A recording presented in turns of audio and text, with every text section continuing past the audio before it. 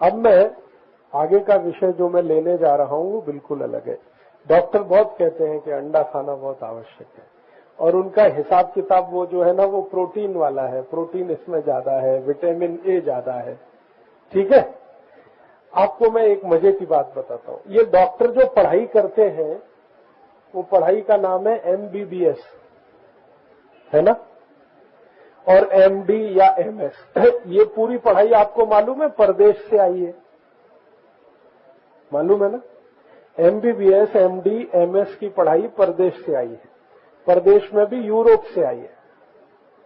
Europe में जो लोग होंगे, मैंने आपसे कहा उनके पास तो मांस और अंडे के अलावा कुछ है नहीं खाने के लिए। बात समझ में आती? तो उनकी जो पुस्तकें हैं जिनका वो अभ्यास करते हैं, उन पुस्तकों में वही लिखा जाएगा जो वहां पर उपलब्ध है। बात समझ में आई? तो यूरोप में मैंने आपसे कहा ना भाजी पाला होता ही नहीं, यूरोप में दाल होती नहीं, धान्य ज्यादा होते नहीं। तो उन डॉक्टरों को पढ़ाई जाने वाली पुस्तकों में जो लिखा जाता है वो ये कि अगर वो ये लिखना शुरू करे भाजी पाला खाओ तो वो तो मिलेगा ही नहीं। वो लिखे कि इसमें तुअर की दाल खाओ, उड़द की दाल खाओ, उसमें प्रोटीन बहुत है, मिलेगी नहीं वहां पे। तो जितने यूरोप की चिकित्सा विषय की पुस्तकें हैं उनमें यही लिखा हुआ है अंडा खाओ, मांस खाओ, मछली खाओ, क्योंकि यही वहां पर मिलता है। मछली भरपूर मिलती है क्योंकि समुद्र काफी है, अंडा बहुत मिलता है क्योंकि मुर्गियां बहुत हैं, ठंडे प्रदेश में मुर्गी का पालन अच्छे से हो सकता है, और मांस बहुत है क्योंकि पशु भी हैं उनके पास। तो इसलिए उनकी पुस्तकों में यही सब लिखा जाता है। अब हमारे देश में यही चिकित्सा पढ़ाई जाती है, MBBS MS MD। तो हमने वो चिकित्सा वहां से ले आई, अब वो हमारे विद्यार्थियों को पढ़ा रहे हैं, तो उसमें भी यही पढ़ रहे हैं। उस चिकित्सा को हमने हमारे देश की जरूरत के हिसाब से बदल नहीं किया। माने उन पुस्तकों में बदल होना चाहिए और उसमें ये लिखा होना चाहिए कि भारत में अंडे की जरूरत नहीं है क्योंकि अंडे का विकल्प हमारे पास बहुत कुछ है। हमारे पास तो अंडे का विकल्प बहुत कुछ है, तो हमको उसकी जरूरत नहीं है। तो पुस्तक में हमें बदल करने की जरूरत थी, वो हमने किया नहीं है, तो ऐसे ही वो चल रहा है। तो इसलिए जो डॉक्टर इस विषय को पुस्तकों के आधार पर पढ़कर निकलते हैं वो अपने मरीजों को बोलते रहते हैं अंडा खाओ, कभी कभी तो कह देंगे मांस खाओ, गाय का मांस खाओ, डूकर का मांस खाओ, ऐसा वो बोलते हैं। लेकिन हमारे देश की एक चिकित्सा पद्धति है, उसका नाम है आयुर्वेद। आयुर्वेद की पढ़ाई पढ़कर जो डॉक्टर निकलते हैं वो कभी नहीं कहते कि अंडा खाओ, क्योंकि अंडे से जो मिलता है उससे ज्यादा हमारे पास दूसरी चीजों से मिलने के लिए बहुत कुछ है। अंडे में प्रोटीन है, तो प्रोटीन तो सबसे ज्यादा उड़द की दाल में होता है, अंडे से भी जास्ती। चने की दाल, उड़द की दाल, मूंग की दाल, अरहर की दाल, मसूर की दाल, मोठ की दाल, इनमें अंडे से भी जास्ती प्रोटीन है। अंडे में विटामिन ए है, लेकिन अंडे से जास्ती विटामिन ए दूध में है, दूध से जास्ती दही में है, दही से जास्ती ताक में है, ताक से जास्ती मक्खन में है, और सबसे जास्ती विटामिन ए तूप में है। तो हमारे पास तो तूप है खाने के लिए, तो विटामिन ए की पूर्ति हो गई तूप से, मक्खन से, ताक से, दही से, दूध से। प्रोटीन की पूर्ति हो गई दाल से, और अंडे में क्या है इसके अलावा कुछ नहीं। तो अगर कोई आपको बोलता है कि भाई आप अंडा खाओ, तो उससे कहना कि अच्छा है हम दूध पी लेंगे या तूप खाएंगे, और प्रोटीन की कमी है तो दाल खाएंगे। बहुत आयुर्वेद को छोड़कर जितनी चिकित्सा पद्धतियां हैं उनमें बनने वाली औषधियों में बहुत अधिक मांसाहारी वस्तुओं का उपयोग होता है। आप जितनी भी एलोपैथिक औषधि लेते हैं ना, वो एलोपैथिक औषधि में जितने कैप्सूल आते हैं ना, कैप्सूल, ये सब मांसाहारी, क्योंकि कैप्सूल के ऊपर जो कवर देखा है ना आपने, कवर होता है, उसके अंदर औषधि भरी जाती है। तो वो कवर प्लास्टिक का नहीं होता। आपको दिखने में ऐसा लगेगा कि ये प्लास्टिक का है, लेकिन वो प्लास्टिक का नहीं है, क्योंकि अगर वो प्लास्टिक का होगा आप उसको खाओगे तो अंदर जाके वो घुलेगा ही नहीं, क्योंकि प्लास्टिक 400 वर्ष तक घुलता नहीं है। वो कैप्सूल ऐसे का ऐसे ही संडास के रास्ते निकल जाएगा। तो वो कैप्सूल बनाया जाता है जिस केमिकल से, उसका नाम है जिलेटिन, और जिलेटिन बनाया जाता है, वो सवेरे मैंने बताया, गाय के जो बछड़े बछड़ी होते हैं या गाय, उसके पेट में से बड़ी आंत निकाल के उसमें से बनता है जिलेटिन। तो सारे के सारे कैप्सूल मांसाहारी। तो अगर आप चुस्त शाकाहारी हैं तो कभी भी कैप्सूल तो नहीं खाना, गलती से भी नहीं खाना। अब कैप्सूल के अलावा गोलियां होती हैं, टैबलेट होती हैं। तो गोलियों में भी दो तरह की गोलियां हैं। एक गोली को आप अपने हाथ से ऐसे छू के देखो तो उसमें से कुछ कुछ निकलता है, पाउडर निकलेगा, हाथ सफेद हो जाएगा, पीला हो जाएगा, वो गोली तो ठीक है। लेकिन आजकल कुछ गोलियां ऐसी आती हैं जिनको कितना भी घिसो कुछ नहीं निकलता, उसके ऊपर भी जिलेटिन का कोटिंग है, वो भी कैप्सूल जैसी, वो भी सब मांसाहारी। थोड़ी सी कुछ गोलियां ऐसी हैं जिन पे ये जिलेटिन कोटिंग नहीं होता, लेकिन वो औषधि इतनी खतरनाक है कि आपको कैंसर, डायबिटीज, अर्थराइटिस ऐसे 100 रोग कर दे, जिन पे कोटिंग नहीं है। जैसे मैं नाम लेके बताऊं, एक औषधि है पैरासीटामोल, उसके ऊपर जिलेटिन का कोटिंग नहीं है, जास्ती उपयोग किया तो ब्रेन हेमरेज हो जाता है। ऐसे ही एक है सिर दर्द की, उसके ऊपर कोई कोटिंग नहीं है, लेकिन उपयोग करो तो लीवर खराब होता है। ऐसे ही है एक बहुत ज्यादा बिकने वाली मेडिसिन, बहुत अधिक उपयोग में आजकल आती है, हार्ट के जितने भी मरीज हैं हृदयघात के, उनको दी जाती, उस पर कोटिंग नहीं है, लेकिन उसको खाओ तो किडनी खलास हो जाती। तो जिनके ऊपर कोटिंग नहीं है वो औषधि जहर है, और जिनके ऊपर कोटिंग है वो औषधि मांसाहारी है। तो अब प्रश्न उठता है तो फिर खाएं क्या? हमारे सामने तो संकट हो गया कि नहीं? तो मेरा आपसे निवेदन है कि आप एलोपैथिक औषधि खाओ ही मत, जाओ ही मत किसी डॉक्टर के पास। आपको कुछ रोग हो गया है तो स्वयं चिकित्सा करो, अपनी चिकित्सा स्वयं करो। अब आप पूछोगे कैसे करें, तो मैंने आपको कल बताया था, आज फिर दोहरा रहा हूं कि अपनी चिकित्सा स्वयं करने की सबसे अच्छी औषधि है गाय का मूत्र, गोमूत्र। अगर आपके आसपास में कोई देशी गाय है, गांवरानी गाय, उसका मूत्र 50 मिलीलीटर पी लो तो 100 रोग की चिकित्सा तो बड़े आराम से हो जाएगी, और 148 रोगों की चिकित्सा थोड़े परिश्रम से हो जाएगी। 103 रोग तो आराम से मिट जाएंगे आप। और सामान्य रूप से वही रोग आपको होते हैं, जैसे पेट के रोग हैं, कब्जियत है, कोष्ठबद्धता है, ये सबसे ज्यादा होने वाला रोग है। तो कब्जियत मिटाने की सबसे आसान दवा गोमूत्र है। कब्जियत अगर है तो उससे कई रोग होते हैं, मूढ़ व्याध है, बवासीर है, भगंदर है, अपच है, अग्निमंदता है, डिस्पेप्सिया है, इंसोम्निया है, ऐसे ऐसे 10-12 रोग है, वो सब कोष्ठबद्धता से। तो कोष्ठबद्धता आपकी ठीक हो गई तो बाकी रोग भी ठीक हो जाएंगे। तो गोमूत्र है। ऐसे ही श्वास के कई रोग हैं, दमा है, अस्थमा है, ब्रोंकियल अस्थमा है, ट्यूबरकुलोसिस है, उसकी बहुत अच्छी औषधि गोमूत्र है। संधिवात है, संधिवात के कई तरीके हैं, ऑस्टियोआर्थराइटिस, रूमेटॉइड अर्थराइटिस, उसकी अच्छी औषधि गोमूत्र है।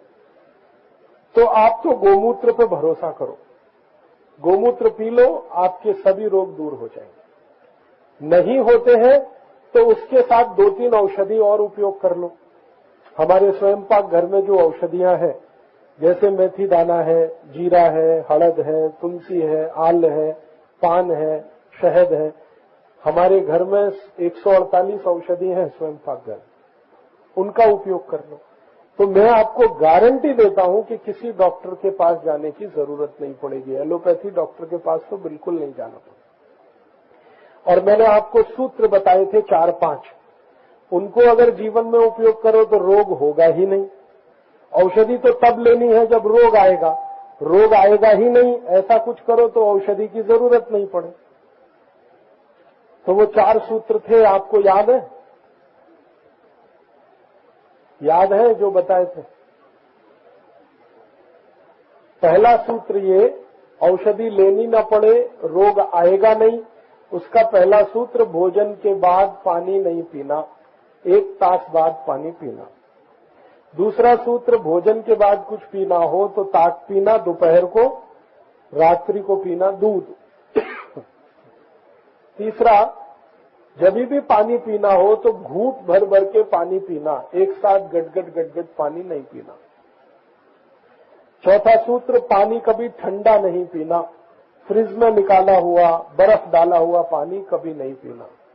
ये 4 सूत्र थे मुख्य। 5वां था, सवेरे सोकर उठे तो संडास जाने से पहले पानी पीना, कम से कम 3 गिलास। फिर एक छठा सूत्र था कि खाना जब भी खाएं तो जमीन पे बैठ के खाना, खड़े होके नहीं। और इसका उल्टा सूत्र है, दूध कभी भी पीना तो खड़े होके पीना, बैठ के नहीं।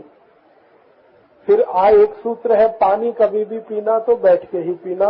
और आपको बताया पानी पीते समय ताड़ू पे लगना चाहिए, ऐसे पानी पीना।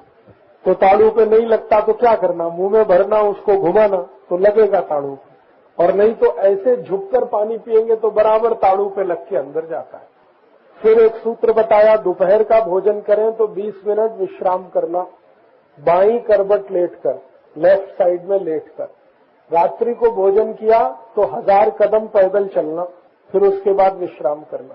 सवेरे का भोजन 9 बजे करना, शाम का भोजन 6 बजे करना। तो ये छोटे छोटे सूत्रों का पालन अगर आप करो तो बीमारी नहीं पड़ोगे। बीमार नहीं पड़ो तो औषधि का चक्कर नहीं, झंझट नहीं। और जो कभी बीमारी आ गई तो गोमूत्र जिंदाबाद, tax free, cost free, side effect नहीं, एक्सपायरी डेट भी नहीं। ठीक है, बस सावधानी इतनी कि गांव रानी गाय का हो, जर्सी का नहीं, क्योंकि जर्सी का पिए तो रोग जास्ती होता है। हाँ, ध्यान इतना ही रखना। और गांव रानी गाय का भी एक स्थिति में मूत्र नहीं पी सकते। वो स्थिति क्या है, जब भी गाय गर्भवती है तभी गांव रानी गाय का भी मूत्र नहीं पीना। अर्थात गाय की बाछड़ी का कभी भी पी सकते। ठीक है, तो ये थोड़ी सी सावधानी है। गोमूत्र रखने के लिए कांच की बाटली में भर के रख सकते हैं, कितने भी दिन पुराना हो तकलीफ नहीं। लेकिन बस इतना सावधानी कि ज्यादा पुराना गोमूत्र हो तो उसमें पानी मिला के पीना। और पीने के लिए वैसे सबसे अच्छा ताजा गोमूत्र लेना। तो ये छोटे छोटे कुछ सूत्र हैं जो आपके जीवन में आपको संपूर्ण निरोगी रखेंगे। तो निरोगी होना पहले जरूरी है। अगर रोग आया तो गोमूत्र, गोमूत्र के बाद स्वयंपाक घर की औषधि। ठीक है, यहां तक बात हुई। और इसको मैंने दोहरा दिया इसलिए कि आपको याद हो जाए। हाँ, हमारे भारत देश में आयुर्वेद में एक मत ऐसा है जो शहद को जरूरी नहीं मानता, लेकिन आयुर्वेद में एक मत ऐसा भी है जो शहद को अच्छा मानता है। अब हम किस मत के साथ जाएं वो हमारी मान्यता है। आयुर्वेद का एक मत है जो जैन आगम, जैन शास्त्रों में है, वो शहद को अभक्ष मानते हैं, क्योंकि शहद में जीव बहुत होते हैं, जंतु बहुत होते हैं, तो वो अभक्ष मानते हैं। क्योंकि उनका मानना है कि शहद खाएंगे तो जंतु शरीर में जाएंगे और उनसे शरीर को हिंसा होगी। लेकिन उनके लिए आयुर्वेद ने एक रास्ता निकाला कि शहद को गर्म करके खाओ। अब गर्म कैसे करें? तो शहद को गर्म करना सीधे संभव नहीं है। सीधे शहद को गर्म करो तो जहद हो जाता है। इसलिए वो किसी चीज में मिला के हल्का गर्म करके खा सकते हैं। ठीक है, और बाकी जो आयुर्वेद में मत है, चरक ऋषि का एक मत है, चरक के नीचे एक शांडिल्य हुए उनका एक मत है। तो शांडिल्य ऋषि और उनके जो शिष्य हुए गौतम ऋषि, ये सब शहद को अभक्ष मानते हैं, लेकिन चरक कहते थे कि ये उतना अभक्ष नहीं है। तो दो मत हैं उसमें। तो आप में से अगर कोई जैन धर्म का पालन करते हो चुस्त, तो आप शहद ना खाएं, और अगर आप जैन धर्म का पालन नहीं करते हैं तो खा सकते हैं। लेकिन शहद का विकल्प क्या है? अगर मान लो आप शहद नहीं खाते हैं तो उसका विकल्प क्या है? तो उसका सबसे अच्छा विकल्प है काकवी। काकवी देखिए, ऊस के रस से बनती है, वो शहद का सबसे अच्छा विकल्प। अगर किसी कारण से आप शहद नहीं खा सकते, भक्ष के कारण से, या शरीर को पाचन नहीं होता, उस स्थिति में काकवी उपयोग कर सकते हैं। हमें क्या वर्जित है उपवास में, क्या क्या नहीं खाना उपवास में? तो ऐसा कहते हैं कि जो धान्य होते हैं वो सभी वर्जित है ना? गेहूं है, चावल है, चना है, दाल है, ये सभी वर्जित है उपवास में। धान्य तो कहां से आते हैं? खेत में से ही सब आते हैं। तो धान्य अगर वर्जित है तो उपवास में सबसे अच्छा है फल खाओ। केला है, पपीता है, चीकू है, संतरा है, मौसम्मी है, नाशपाती है, जामफल है, अभी आम का सीजन है। तो अगर आप उपवास कर रहे हो तो मेरा आपको सुझाव है सबसे अच्छा है फल खाओ, महंगा रहता है। अब इनका ये है प्रश्न कि वो फल बहुत महंगा रहता है, तो मेरा ऐसा कहना है कि आप जिस मौसम में उपवास कर रहे हैं उस समय का फल खाओ, वो सबसे सस्ता रहता है।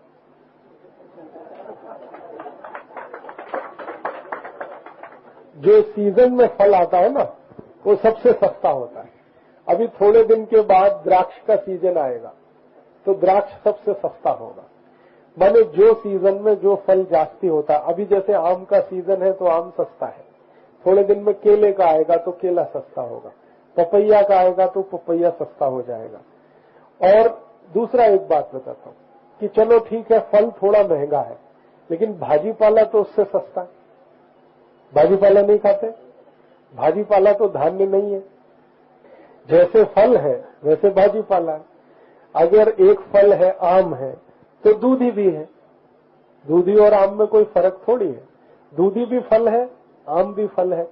बस इतना ही अंतर है कि हम ये बोलते हैं कि भाजी पाला को पकाना पड़ता है, फल कच्चा खा सकते हैं, ठीक है ना।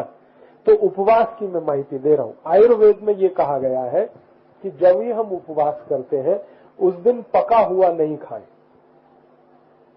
शास्त्र ये कहता है कि पका हुआ ना खाएं, तो भाजी पाला में पकाना पड़ता है। तो मेरा आपको एक छोटा सा सुझाव है कि बिना पका हुआ भाजी पाला खाइए। जैसे दूधी है, कच्ची दूधी खाइए, टमाटर है, कच्चा टमाटर खाइए, भिंडी है, कच्ची भिंडी खाइए, फली आती है ना फली, कच्ची फली खाइए। तो इसके दो बहुत लाभ होते हैं, मैं बताता हूं। हमें अगर उपवास करना है तो आयुर्वेद पद्धति से उपवास करना चाहिए। आयुर्वेद ये कहता है कि उपवास वाले दिन धान्य नहीं खाना, एक, और पका हुआ नहीं खाना, दो। तीसरा, जिन वस्तुओं में मिर्ची मसाले बहुत मिलाए गए हों वो नहीं खाना, क्योंकि ये सब तामसिक होता है। और उपवास हम सब करते हैं ना सात्विक के लिए, अपने जीवन को सात्विक बनाने के लिए हम उपवास करते हैं। तो शरीर में ऐसी कोई चीज नहीं डालना जो तामसिक है। तो जितने भी मसाले हैं, मीठ है, हळद है, मिर्ची है, धनिया है, ये सब तामसिक है, ऐसा बोला जाता है। तो उपवास वाले दिन तामसिक नहीं खाना, तो भाजी पाला बना के नहीं खा सकते, लेकिन कच्चा खा सकते हैं। कच्चा पालक खा सकते हैं, कच्ची मेथी खा सकते हैं। मैं आपको जो बता रहा हूं दो बातें ध्यान में रखने की हैं। उपवास के दिन धान्य नहीं खाते ऐसा हमारा आयुर्वेद कहता है। आयुर्वेद में चरक संहिता, सुश्रुत, भाव प्रकाश, निघंटु, अष्टांग हृदय, 5 बड़े शास्त्र हैं। पांचों में ये है कि उपवास के दिन धान्य नहीं खा सकते अगर उपवास कर रहे हैं तो, लेकिन उपवास के दिन फल खा सकते हैं, ये उसमें कहा गया है। भाजी पाले को फल के हिसाब से खा सकते हैं, माने भाजी पाले को पकाएंगे तो उसमें मसाला डालना पड़ेगा। बिना पकाया हुआ भाजी पाला कच्चा हो, जैसे मैंने आपसे ना कच्ची दूधी है, कच्चा टिंडा है, कच्ची टमाटर है, पत्ता गोभी है, ये सब हम कच्चा खा सकते हैं। उपवास करना हो तो खाली पानी पे करिए। एकादशी का एक उपवास खाली पानी, गर्म पानी दिन भर पीते रहिए, तो अंदर से थोड़ी सफाई हो जाती है, पेट को एक दिन आराम हो जाता है। लेकिन ये जो आप खा लेते हैं साबूदाना, ये पेट को आराम नहीं देता। कम से कम 15 दिन में एक बार तो करना ही चाहिए, पूरा दिन सिर्फ पानी पीते रहना चाहिए। बटाटा, हाँ, बटाटा अगर पकेगा तो उपवास में तकलीफ करेगा। तो आप बोलेंगे कच्चा बटाटा कैसे खाएं? अब मुश्किल हमारी ये है कि हम जो कुछ भी खाते पीते हैं ना वो अपने टेस्ट के हिसाब से, स्वाद जिसमें लगता हो उसके हिसाब से खाते पीते। तो वास्तव में हम उपवास के लिए नहीं है, स्वाद के लिए। तो अगर आप बटाटा उबालेंगे तो उसमें अगर कोई मसाला ना मिलाएं तो ठीक है, मीट भी नहीं मिलाएं, क्योंकि उपवास में मीट खाना भी वर्जित है। उपवास क्यों किया जाता है? शरीर के अंदर से शुद्धि के लिए। ये है उपवास का मूल उद्देश्य। तो शरीर के अंदर की शुद्धि जो होती है वो एक केमिकल से होती है, उसका नाम है फॉलिक एसिड। चिकित्सा विज्ञान की बात कर रहा हूं मैं आपसे। हमारे शरीर को अंदर से शुद्ध करने के लिए एक एसिड की जरूरत है, उसका नाम है फॉलिक एसिड, है ना। हर चीज को शुद्ध करने के लिए कुछ न कुछ चाहिए। जैसे बर्तन साफ करने के लिए आपको चाहिए राखी, चाहिए मिट्टी चाहिए, या शरीर को बाहर से शुद्ध करने के लिए बेसन चाहिए, चने का आटा चाहिए या साबुन चाहिए। ऐसे ही शरीर को अंदर से शुद्ध करने के लिए एक एसिड चाहिए, उसका नाम है फॉलिक एसिड। तो आयुर्वेद में ये कहा गया कि शरीर की आंतरिक शुद्धि होती रहे तो समय समय पर ऐसा भोजन करो जिसमें फॉलिक एसिड भरपूर मात्रा में हो। ठीक है। तो अब इसका नियम बना दिया, सप्ताह में 1 दिन करो, 15 दिन में 1 दिन करो, महीने में 2 दिन करो, एकादशी करो या पूर्णिमासी को करो या सोमवार को करो। ये ऐसे कुछ नियम है। मुख्य बात है फॉलिक एसिड शरीर में जाना चाहिए। अब किस किस वस्तु में फॉलिक एसिड होता है? हाँ, ये खा सकते हैं, ये खा सकते हैं। ये धान्य में नहीं आता। हाँ, ये क्या है? इसी को बोलते हैं वराई। हाँ, ये ले सकते हैं। अभी मेरे गांव में तो इसको बोलते हैं वो जो रवा से थोड़ा बड़ा है। ये गेहूं का नहीं है, ये चावल का है। ये आप ले सकते हैं, ऐसे ही आता है। रागी कहते हैं, रागी।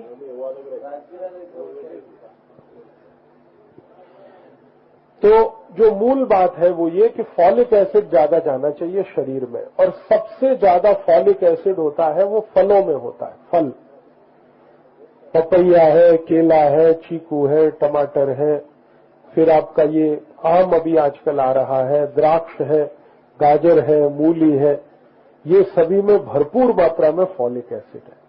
तो उपवास के दिन अंदर से शरीर शुद्ध हो, इसके लिए ऐसी चीजें खाइए जिसमें फॉलिक एसिड है। अब देखिए, आलू की बात आई थी, बटाटा। तो बटाटा जब तक कच्चा है तब तक उसमें फॉलिक एसिड है। जैसे ही आप उसे पकाते हैं, उबालते हैं, उसका फॉलिक एसिड खत्म हो जाता है। तो उबाला हुआ बटाटा आप खाएंगे तो टेस्ट तो देगा, लेकिन अंदर से जो सफाई करनी है, शुद्धि करनी है, उसके काम का वो नहीं है। तो कच्चा खाएंगे तो है काम का। तो मेरा आपसे कहना है कि उपवास जरूर करिए, लेकिन नियमित रूप से करिए। अनियमित उपवास कभी मत करिए। एक नियम आपने नक्की किया कि दर एकादशी हम उपवास करेंगे, वो नियम हमेशा रखिए। या आपने एक नियम बनाया कि दर सोमवारी हम उपवास करेंगे, तो वो नियम पक्का बनाइए। या आपने कोई नियम बनाया कि महीने में 1 दिन उपवास करेंगे, वो दिन नक्की कर लीजिए। तो जो आपने तय किया है उसी दिन जरूर उपवास करिए, तो शरीर को उसका बहुत लाभ होता है। एक तो आंतरिक स्वच्छता होती है, सफाई होती है, शरीर की तामसिक वृत्तियां कम हो जाती हैं, सात्विक वृत्तियां बढ़ती हैं। शरीर को फॉलिक एसिड की बहुत जरूरत है अंदर से सफाई के लिए। तो जिस दिन हम उपवास करते हैं उस दिन जो भी कुछ खाते पीते हैं उस दिन फॉलिक एसिड भरपूर मिलता है। और अंदर की सफाई अगर होती है तो रोग सबसे कम आते हैं।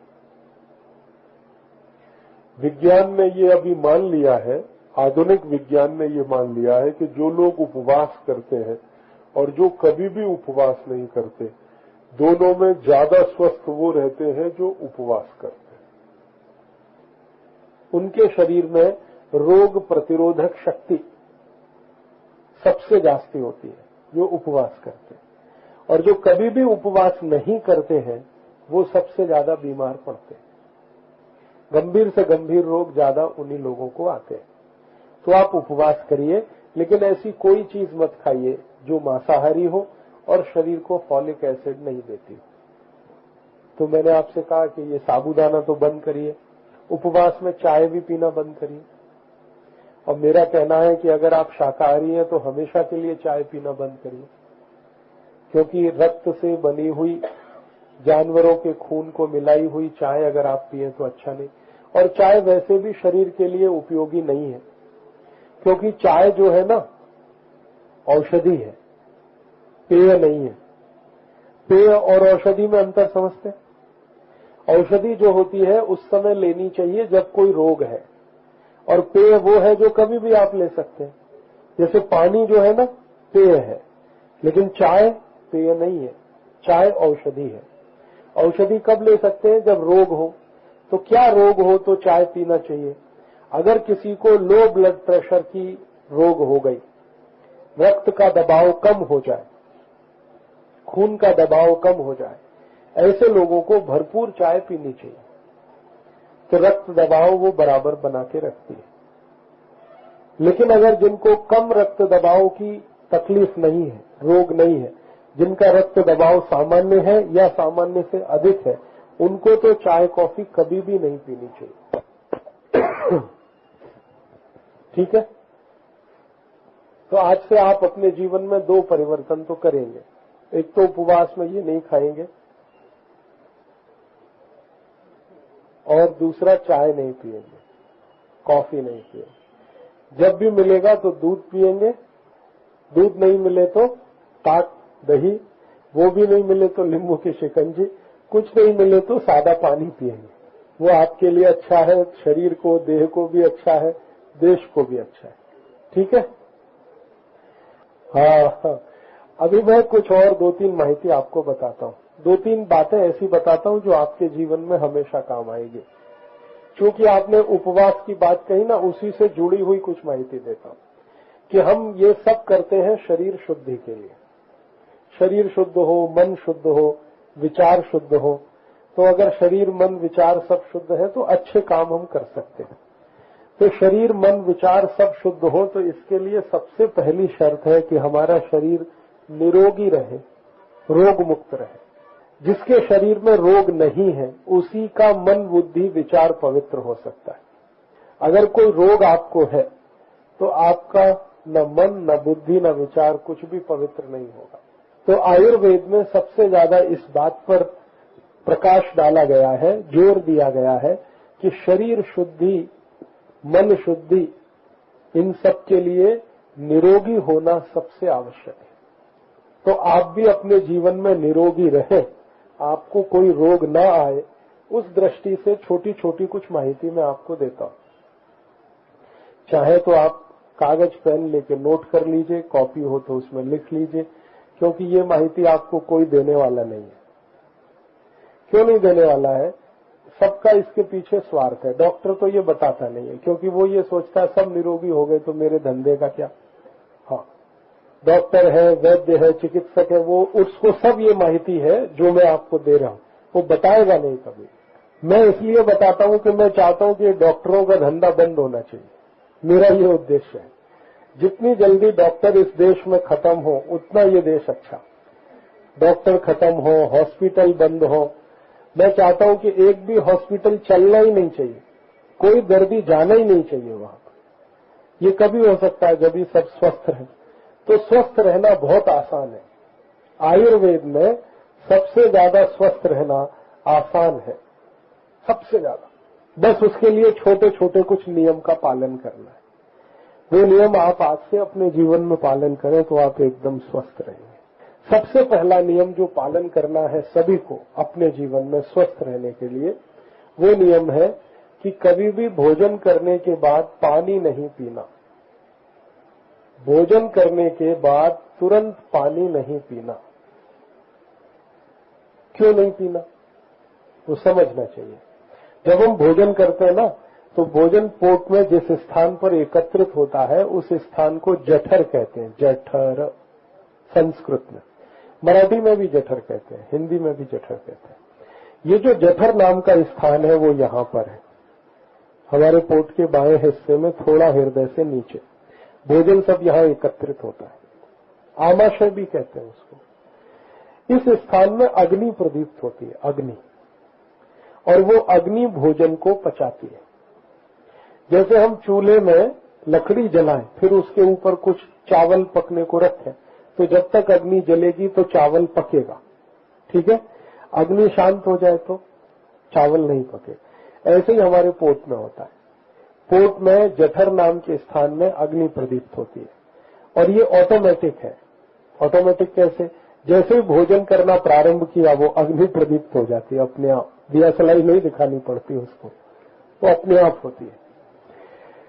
आप चाहे तो इसका प्रमाण ये है कि भोजन करने से पहले आप अपने शरीर का तापमान जांच करो, टेम्परेचर। तो वो मान लो 98 डिग्री सेंटीग्रेड है, तो भोजन करने के बाद करोगे तो वो 100 डिग्री सेंटीग्रेड हो जाएगा। तो ये 2 डिग्री कहां से बढ़ा? क्योंकि पेट में अग्नि प्रदीप्त हुई है। तो भोजन हम कर रहे हैं तो अग्नि प्रदीप्त होती है। अब भोजन के तुरंत बाद गट पानी पी लेते हैं, तो क्या होगा? अग्नि शांत हो जाएगी। अग्नि शांत हो जाएगी तो भोजन पचेगा नहीं।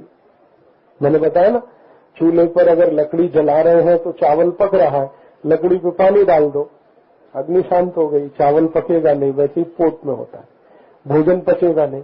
अब भोजन पचेगा नहीं तो सड़ेगा, और सड़ा हुआ भोजन 100 रोग उत्पन्न करता है। 100 रोग इससे आते हैं। सबसे पहला रोग आता है पित्त का। मुझे इतने लोग आते हैं सवेरे से शाम तक मिलने के लिए, सब कहते हैं पित्त का त्रास है, पित्त का त्रास है, पित्त का त्रास है। ये पित्त का त्रास जितने लोगों को है, इसमें 123 रोग हैं पित्त के त्रास से। 123। ये सब उन्हीं को होते हैं जिनका भोजन ठीक से पचता नहीं है। पित्त उन्हीं को होता है। गैस बनेगी, जलजल होगा, जलन होगी, खट्टी डकारें आएंगी, कब्जियत हो जाएगी, कोष्ठबद्धता हो जाएगी, कॉन्स्टिपेशन हो जाएगा, संडास साफ नहीं होगी, लघवी में त्रास आएगा, ऊंघ झोंक नहीं होगी। ये सब पित्त की तकलीफ। और पित्त की तकलीफें उन्हीं को होंगी जिनको भोजन ठीक से पच नहीं रहा। और भोजन ठीक से उनको नहीं पचेगा जो भोजन के बाद पानी पिएंगे। तो आयुर्वेद का पहला सूत्र है कि भोजन के बाद पानी नहीं पीना। तो कभी पीना? 1 तास बाद पीना। अगर आपने 12 बजे भोजन किया है तो 1 बजे पानी पीना। 1 बजे भोजन किया है तो 2 बजे पानी पीना। 2 बजे किया तो 3 बजे। जब भी भोजन करें उसके 1 तास बाद पानी पिए। हाँ, अब इनका प्रश्न है भोजन के साथ पिए तो चलता है। भोजन के साथ पीना हो तो चलेगा, लेकिन वो गर्म पानी हो, और जास्ती नहीं पीना, बहुत थोड़ा सा। और जास्ती पीना हो तो क्या पीना? वो मूंग की दाल होती है ना, मूंग की दाल का पानी पी सकते हैं भोजन के साथ, वो पिए तो सबसे अच्छा है। भोजन के साथ पानी पीने की जरूरत ना पड़े उसका एक उपाय है कि भोजन को धीरे धीरे चबा के खाना, सावकाश। जल्दी जल्दी खाएंगे तो गले में फंसेगा, तो पानी की जरूरत है। आप धीरे धीरे चबा चबा के भोजन करेंगे सावकाश, तो पानी की जरूरत नहीं आएगी। मुझे नहीं आती है, मैं 18 साल से ऐसे ही भोजन करता हूं। आप भी अगर धीमे चबा चबा के भोजन खाएंगे तो पानी की जरूरत नहीं। पानी 1 तास बाद पीना है, तुरंत नहीं पीना। अब तुरंत क्या पीना है उसके नियम है कि अगर तुरंत कुछ पीना है तो भोजन के बाद ताक पीना, दूध पीना, कोई भी फल का रस पीना। ऊस का रस पी सकते हैं, नींबू का, नारियल का, संतरे का, मौसम्मी का, आम का, चीकू का रस पी सकते हैं, ताक पी सकते हैं, दूध पी सकते हैं, पानी नहीं पीना। ठीक है। अब कब क्या पीना ये भी नियम है। पहला नियम ये है कि भोजन के बाद कभी भी पानी नहीं पीना। कभी भी भोजन के बाद कभी भी पानी नहीं पीना। पानी कम से कम 1 तास के बाद पीना, कभी भी। अभी 10 बजे भोजन किया, 11 बजे पानी पिए, 11 बजे किया, 12 बजे पिए। क्यों? कारण क्या? जब आप भोजन करते हैं तो पोट में जहां भोजन एकत्रित होता है ना, उसको जठर कहते हैं। स्थान का नाम है जठर, और वहां अग्नि प्रदीप्त होती है। अग्नि भोजन को पचाती है, उसको जठराग्नि कहते हैं। तो जैसे ही भोजन किया अग्नि प्रदीप्त होती है, अब आपने पीछे से पानी पी लिया तो अग्नि शांत होती है। अब अग्नि शांत हुई तो भोजन पचेगा नहीं, भोजन पचेगा नहीं तो सड़ेगा, और सड़ा हुआ भोजन 100 रोग उत्पन्न करेगा। एक दो घूंट पीना पड़े तो पानी एकदम गर्म करके पीना, वो भी मजबूरी हो तो, नहीं तो आयुर्वेद उसके लिए भी कहता है कि एक दो घूंट पीना ही हो तो ताक पी लेना, पानी नहीं पीना, या दूध पी लेना। तो पानी नहीं पीना ये एक नियम है। इस नियम का पालन मैं 18 साल से करता हूं, और मैं पिछले 18 साल में कोई डॉक्टर के पास नहीं गया। एक साल में 1 लाख किलोमीटर का मैं प्रवास करता हूं, और सतत भोजन मेरा बदलता रहता है। अभी आज मैं यहां हूं, अभी रात को मैं बंबई होते हुए लखनऊ जा रहा हूं, वहां का भोजन बिल्कुल अलग है, यहां का अलग, और ऐसे पूरे देश में घूमता रहता हूं, फिर भी कोई तकलीफ नहीं है। एक ही काम कि मैं भोजन के बाद पानी नहीं पीता, कम से कम 2 घंटे बाद पीता हूं। आप भी कर सकते हैं। अब इसमें कुछ लोग ये कहते हैं कि भोजन के बाद पानी नहीं पिए तो गले में भोजन फंस जाएगा, तो उसका तरीका है कि हड़ू हड़ू धीरे धीरे खाना खाओ, चबा चबा के खाओ। तो उसका एक नियम है आयुर्वेद में कि भोजन को पियो और पानी को खाओ, माने इतना चबाओ रोटी को कि वो एकदम पानी के जैसे उतरे, तो आपको गले में नहीं फंसेगा, तो वो अच्छा हो जाएगा। तो आसानी से धीरे धीरे खाना खाओ, चबा के खाओ, तो पानी की आवश्यकता नहीं। तो आयुर्वेद ये कहता है कि फिर क्या पी सकते हैं भोजन के तुरंत बाद पीना हो, तो 3 चीजें पी सकते हैं। एक तो ताक, दूसरा दूध, और कोई भी फल का रस। अगर सुबह का भोजन किया, जिसको नाश्ता कहते हैं, तो फल का रस पीना। दोपहर को भोजन किया तो ताक पीना, रात्रि भोजन किया तो दूध पीना, और इसका क्रम नहीं बदलना। सवेरे कभी दूध नहीं पीना, रात्रि को कभी ताक नहीं पीना, ये हमेशा याद रखना। तो इस पद्धति से जीवन पर्यंत आप निरोगी रह सकते हैं, औषध की जरूरत नहीं। दूसरा एक नियम है, कभी भी पानी पीना तो ठंड पानी नहीं पीना, गाढ़ पानी नहीं पीना। गाढ़ पानी से मतलब बर्फ डाला हुआ पानी, फ्रिज में रखा हुआ पानी कभी पीना नहीं तो बहुत तकलीफ होती है। क्या होता है, यूरोप और अमेरिका में जो नागरिक है ना, वो बहुत गाढ़ पानी पीते हैं, ठंड पानी। फ्रिज में पानी रखते हैं, ऊपर से बर्फ डाल के पीते हैं। परिणाम क्या है कि सवेरे जब वो संडास घर में जाते हैं तो 2 तास तक बाहर नहीं आते। उनको मैं पूछता हूं तुम लोग करते क्या हो 2 तास संडास घर में, तो कहते हैं संडास उतरती नहीं है, इंतजार करना पड़ता है। खूब जोर लगाते हैं फिर भी उतरती नहीं, और वो कभी कभी गाना गाते हैं, मेरे सपनों की रानी कभी आएगी, वो आती नहीं है। मतलब क्या है, उनको भयंकर कब्जियत है। कब्जियत समझते हैं, कोष्ठबद्धता, कॉन्स्टिपेशन, कड़क हो जाती है संडास, मल एकदम कड़क होता है, उतरता नहीं, और मल कड़क होता है ठंड पानी से, गाढ़ पानी से। तो वो गाढ़ पानी पीते हैं, बहुत त्रास है, और उनको बहुत सारे रोग सिर्फ इसी कारण है कि संडास साफ नहीं होती। बाद में मुझे समझ में आया कि ये यूरोप के लोग होते हैं ना, तो वो जो टॉयलेट पॉट बनाते हैं ना, वो कुर्सी जैसा होता है, कमोड। मैंने एक बार उनको पूछा कि भारतीय पद्धति का क्यों नहीं बनाते, तो कहते हैं यार उसमें 5 मिनट बैठ सकते हैं, हमको 2 तास बैठने का है, तो आराम से कुर्सी का बना के बैठ जाते। फिर वो करते क्या है, उस पर बैठ के व्रत पत्र पढ़ते हैं, न्यूज पेपर पढ़ते हैं, मैगजीन पढ़ते हैं, नॉवल पढ़ते हैं। और यूरोप के सभी परिवार में संडास घर में लाइब्रेरी होती है, वाचनालय, क्योंकि उनको आवश्यकता है। और वो गाढ़ पानी पीना बंद करें तो उनकी सब तकलीफ ठीक होती है। तो आप कभी ये ठंड पानी नहीं पीना, गाढ़ पानी नहीं पीना। पानी हमेशा कोमट होना चाहिए, जितना गर्म शरीर है उतना गर्म पानी। गर्मियों में भी कोमट पानी पिए तो जीवन पर्यंत निरोगी रहेंगे, गर्मियों में भी। तीसरा नियम है स्वस्थ होने का, पानी कभी भी पिए तो थोड़ा थोड़ा पिए। एक बार सिप किया, फिर दूसरा, एक साथ गदगद पूरा ये गिलास भर के नहीं पीना। एक पिया, एक सिप लिया, फिर दूसरा, फिर तीसरा। जैसे गर्म दूध पीते हैं ना, ऐसे पानी पीना है। इससे क्या होता है, मुंह का जो लार है ना, थूक, वो पानी में मिलके बहुत अंदर जाता है, और ये थूक है वात पित्त कफ को संतुलित रखता है। एक स्वस्थ व्यक्ति को 4-4.5 लीटर थूक रोज बनता है, वो पूरा अंदर जाने के लिए है, और वो पानी के साथ ही जाता है। इसलिए पानी हमेशा थोड़ा थोड़ा पीना है। चौथा नियम है सवेरे ही उठकर सबसे पहले पानी पीना।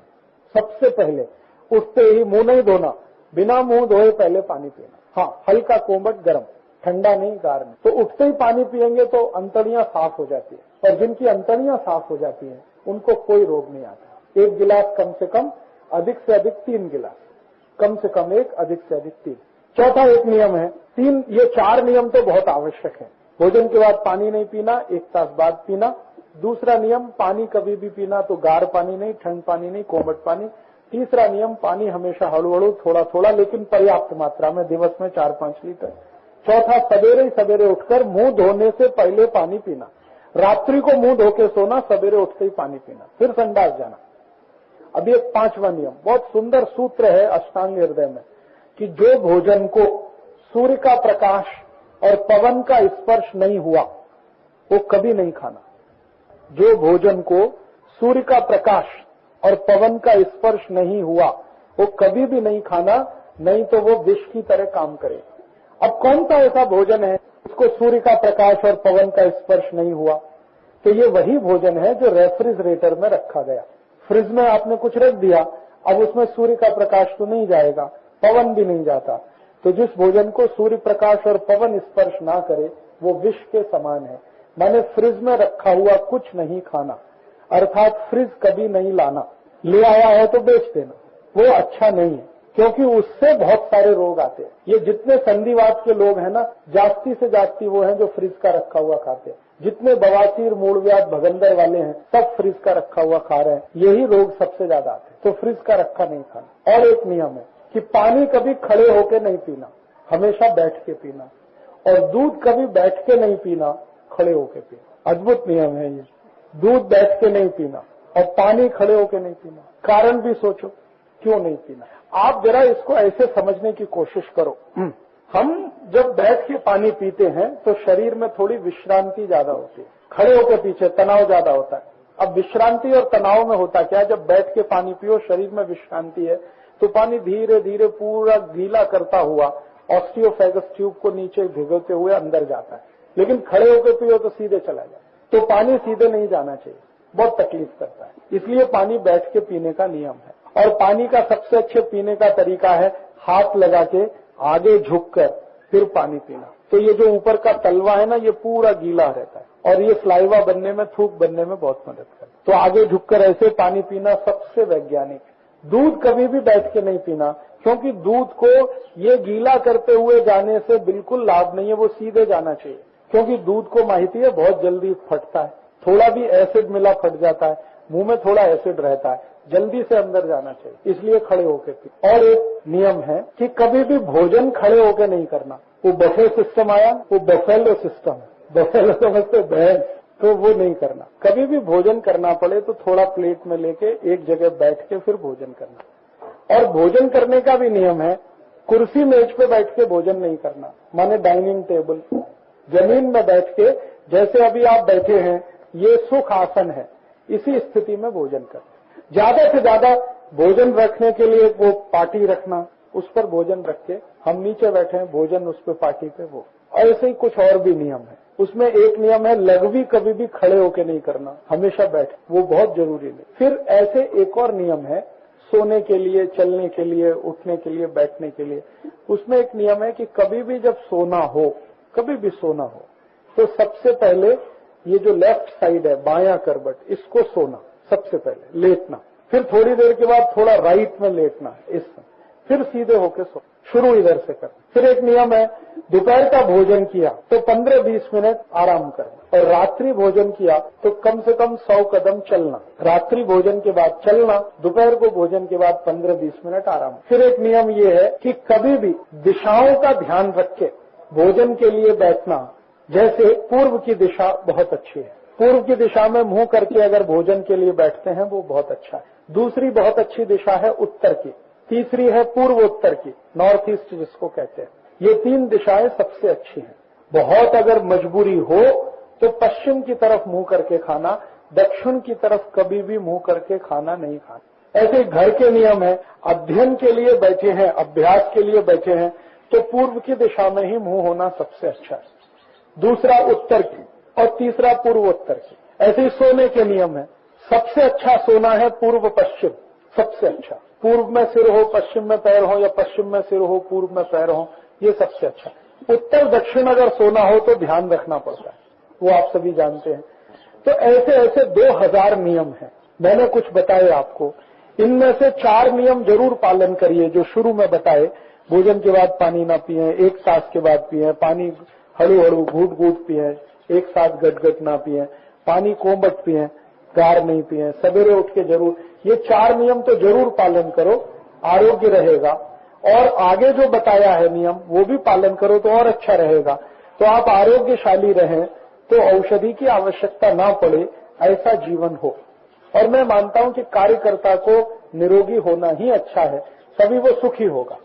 और वो सुखी है तो किसी को सुख दे सकेगा, अगर वो दुखी है तो किसी को सुख नहीं देने वाला। हमारे यहाँ कहते हैं ना, सर्वे भवन्तु सुखिनः सर्वे सन्तु निरामया। निरामय है तो सुखी है, माने निरोगी है तो सुखी है। अगर निरोगी नहीं है तो कोई सुख नहीं। जीवन का सबसे बड़ा सुख है निरोगी होना, और सबसे बड़ा दुख है रोगी होना। पैसे से आप कुछ खरीद नहीं सकते, निरोगी होने का है, पैसे से नहीं होता। पैसे से सुविधाएं खरीद सकते हैं, निरोगी नहीं हो सकते। और ज्यादातर परिवारों में मैंने देखा है, जहां सुविधाएं जास्ती हैं वहां रोगी जास्ती हैं। जैसे हमारे घरों में मैंने देखा, जिनके रसोई में आई को कम से कम काम करना पड़ेगा, वो सबसे ज्यादा बीमार रहेगी। पहले हमारे घरों में वो होता था ना, वो चटनी पीसने का, ये सबसे अच्छी एक्सरसाइज है पूरे शरीर के लिए। अभी वो बंद हो गया, मिक्सर आ गया, तो शरीर की बीमारियां आ गई। कापड़ हाथ से धोते थे, अब वॉशिंग मशीन आ गई, बीमारियां आ गई। रसोई में जितनी भी सुविधाएं बढ़ी, उन्होंने बीमारियां जास्ती की। एक बहुत खतरनाक सुविधा हमारे रसोई में आई है, जिसके कारण सबसे जास्ती डायबिटीज हो रहा है, और वो है प्रेशर कुकर। ये जो प्रेशर कुकर है, जिसमें हम दाल बनाते हैं, फिर चावल भी बनाते हैं, भाजी बनाते हैं, यही डायबिटीज की जड़ है। कारण क्या है बताता हूं।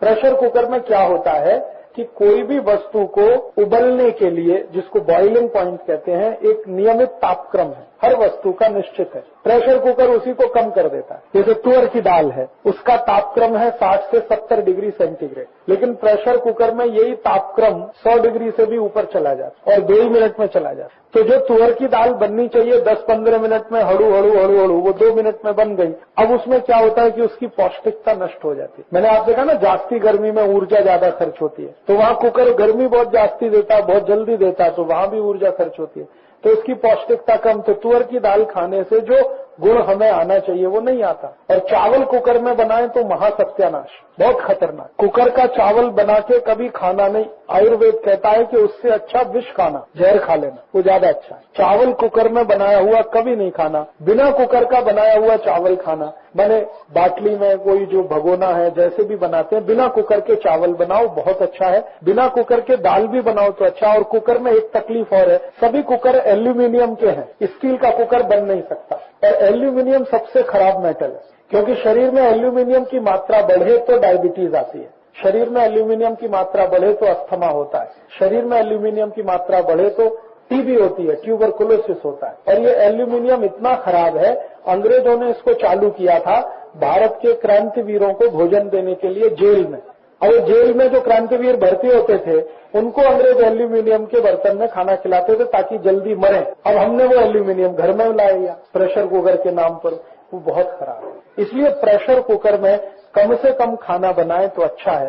चावल तो कभी भी ना बनाए, चावल अलग से बनाए, दाल भी उसमें कम से कम हो। भोजन का सबसे अच्छा सिद्धांत है, धीरे धीरे गर्म होके जो भोजन पकता है उसकी पौष्टिकता बरकरार रहती है। जल्दी से गर्म होके जो पक गया वो बेकार है। फिर कुछ लोग कहते हैं हम प्रेशर कुकर इसलिए वापरते हैं कि इससे समय बचता है। तो उस बचे हुए समय का क्या करते हैं? टीवी देखते हैं। सास भी कभी बहू थी, घर घर की कहानी, तेरी मेरी कहानी। अब वहां तो सत्यानाश किया, इधर समय बचाया, उधर बचे हुए समय से सास बहू देखा, जिसमें पति पत्नी के झगड़े, भाई भाई के झगड़े, बहन भाई के झगड़े, किसी की बीवी किसी के साथ भाग गई, किसी का पति किसी के साथ भाग गया। ये सब समय बचा के देखने से क्या लाभ है? उससे अच्छा समय लगाना ही अच्छा। गैस भी बचेगा, नहीं बचेगा। ये जो गैस आपने बचाया ना कुकर में इस्तेमाल करके, ये बचेगा 2-5 रुपए का, लेकिन जो बीमारी आएगी वो खर्च करेगी 5 लाख रुपए। तो अंत में कुछ नहीं बचता उसमें। मूर्ख हम बनते हैं, पैसा हमारा ही खर्च होता है। तो सुविधाएं कम से कम घर में हों, ये कोशिश करो। और मैं खास रूप से ये देखा है, जो माताएं होती है ना, जिनको आई बनना होता है, उनको व्यायाम की जास्ती आवश्यकता होती है, क्योंकि गर्भाशय को व्यायाम ना मिले तो बहुत जीवन में तकलीफ आती है। इसलिए घर में वो जो सिल बटना था, वो चाकी चलाते थे, ये सबसे यूट्रस का व्यायाम गर्भाशय का सबसे जास्ती होता था, और ज्यादातर आई स्वस्थ रहती थी, बच्चे बिना सिजेरियन के पैदा होते थे। आज तकलीफ इतनी हो गई है, कोई भी बच्चा नॉर्मल डिलीवरी नहीं होता, क्योंकि आई को काम कम हो गए। और जितने काम है भोजन से संबंधित, वो सभी व्यायाम है, काम नहीं है। वो चाकी चलाना सबसे अच्छा व्यायाम, सिल बटने में चटनी बनाना सबसे अच्छा व्यायाम, कपड़े को हाथ से धोना वो सबसे अच्छा व्यायाम। ये अगर आप करते रहें, जीवन निरोगी रहेगा। नहीं करेंगे, सुविधाएं लाएंगे, तो बाद में रोगी बनेंगे, और उससे 10 पट जास्ती, 100 पट जास्ती खर्च होने वाले। तो अकल लगा के जीवन चलाएं। और मेरा तो ऐसा बोलना है आपको कि घर में कम से कम सामान हो तो घर बहुत अच्छा, उसको ला ला के सामान से भर देना वो मूर्खाई है। मैं कई लोगों को देखता हूँ, घर बनाया पुणे में, कल्पना करो खर्चा कितना, 700 रुपए स्क्वायर फीट खर्चा है, ठीक है, 1 स्क्वायर फीट का 700 रुपए। अब डाइनिंग टेबल लाके रख दिया, तो डाइनिंग टेबल ने कितना एरिया कवर किया, लगभग 8-10 स्क्वायर फीट, और 1 स्क्वायर फीट का खर्चा 700 रुपए, तो 7,000 रुपए परमानेंट हर दिन आपने खर्च कर दिए, क्योंकि वो डाइनिंग टेबल रख गया। अब इस भूमि का तो कुछ इस्तेमाल होने वाला नहीं, तो इतना महंगा घर बनाया, ऊपर से डाइनिंग टेबल रख के कवर कर दिया, तो मूर्खाई। घर खाली रहना चाहिए, स्पेस जितना खाली है उतना इस्तेमाल कर सकते हैं। और बैठकी की व्यवस्था भी घर में ऐसी हो जो दोनों तरफ से काम करे। जमीन पे ऐसे गादी बिछा के बैठो ना, जरूरत पड़ी तो सो गए, नहीं तो उठा के रखा, खाली स्पेस हो गया। तो ये गांव के लोग बहुत होशियार हैं। हाँ, जो स्कूल कॉलेज में नहीं जाते वो बहुत इंटेलिजेंट, उनके घर में कम से कम सामान होता है तो टेंशन कम से कम होता है, बीमारियां कम से। जिसके घर में सामान जास्ती, टेंशन जास्ती। बंबई में बड़े बड़े घरों में मैं जाता हूँ, इतना सामान भरा हुआ है कि निकलने की भी जगह नहीं, बच बच के निकलना पड़ता है। तो काय को बनाया ये घर करोड़ों रुपए खर्च करके, निकल भी नहीं सकते, इतना सामान भर भर के।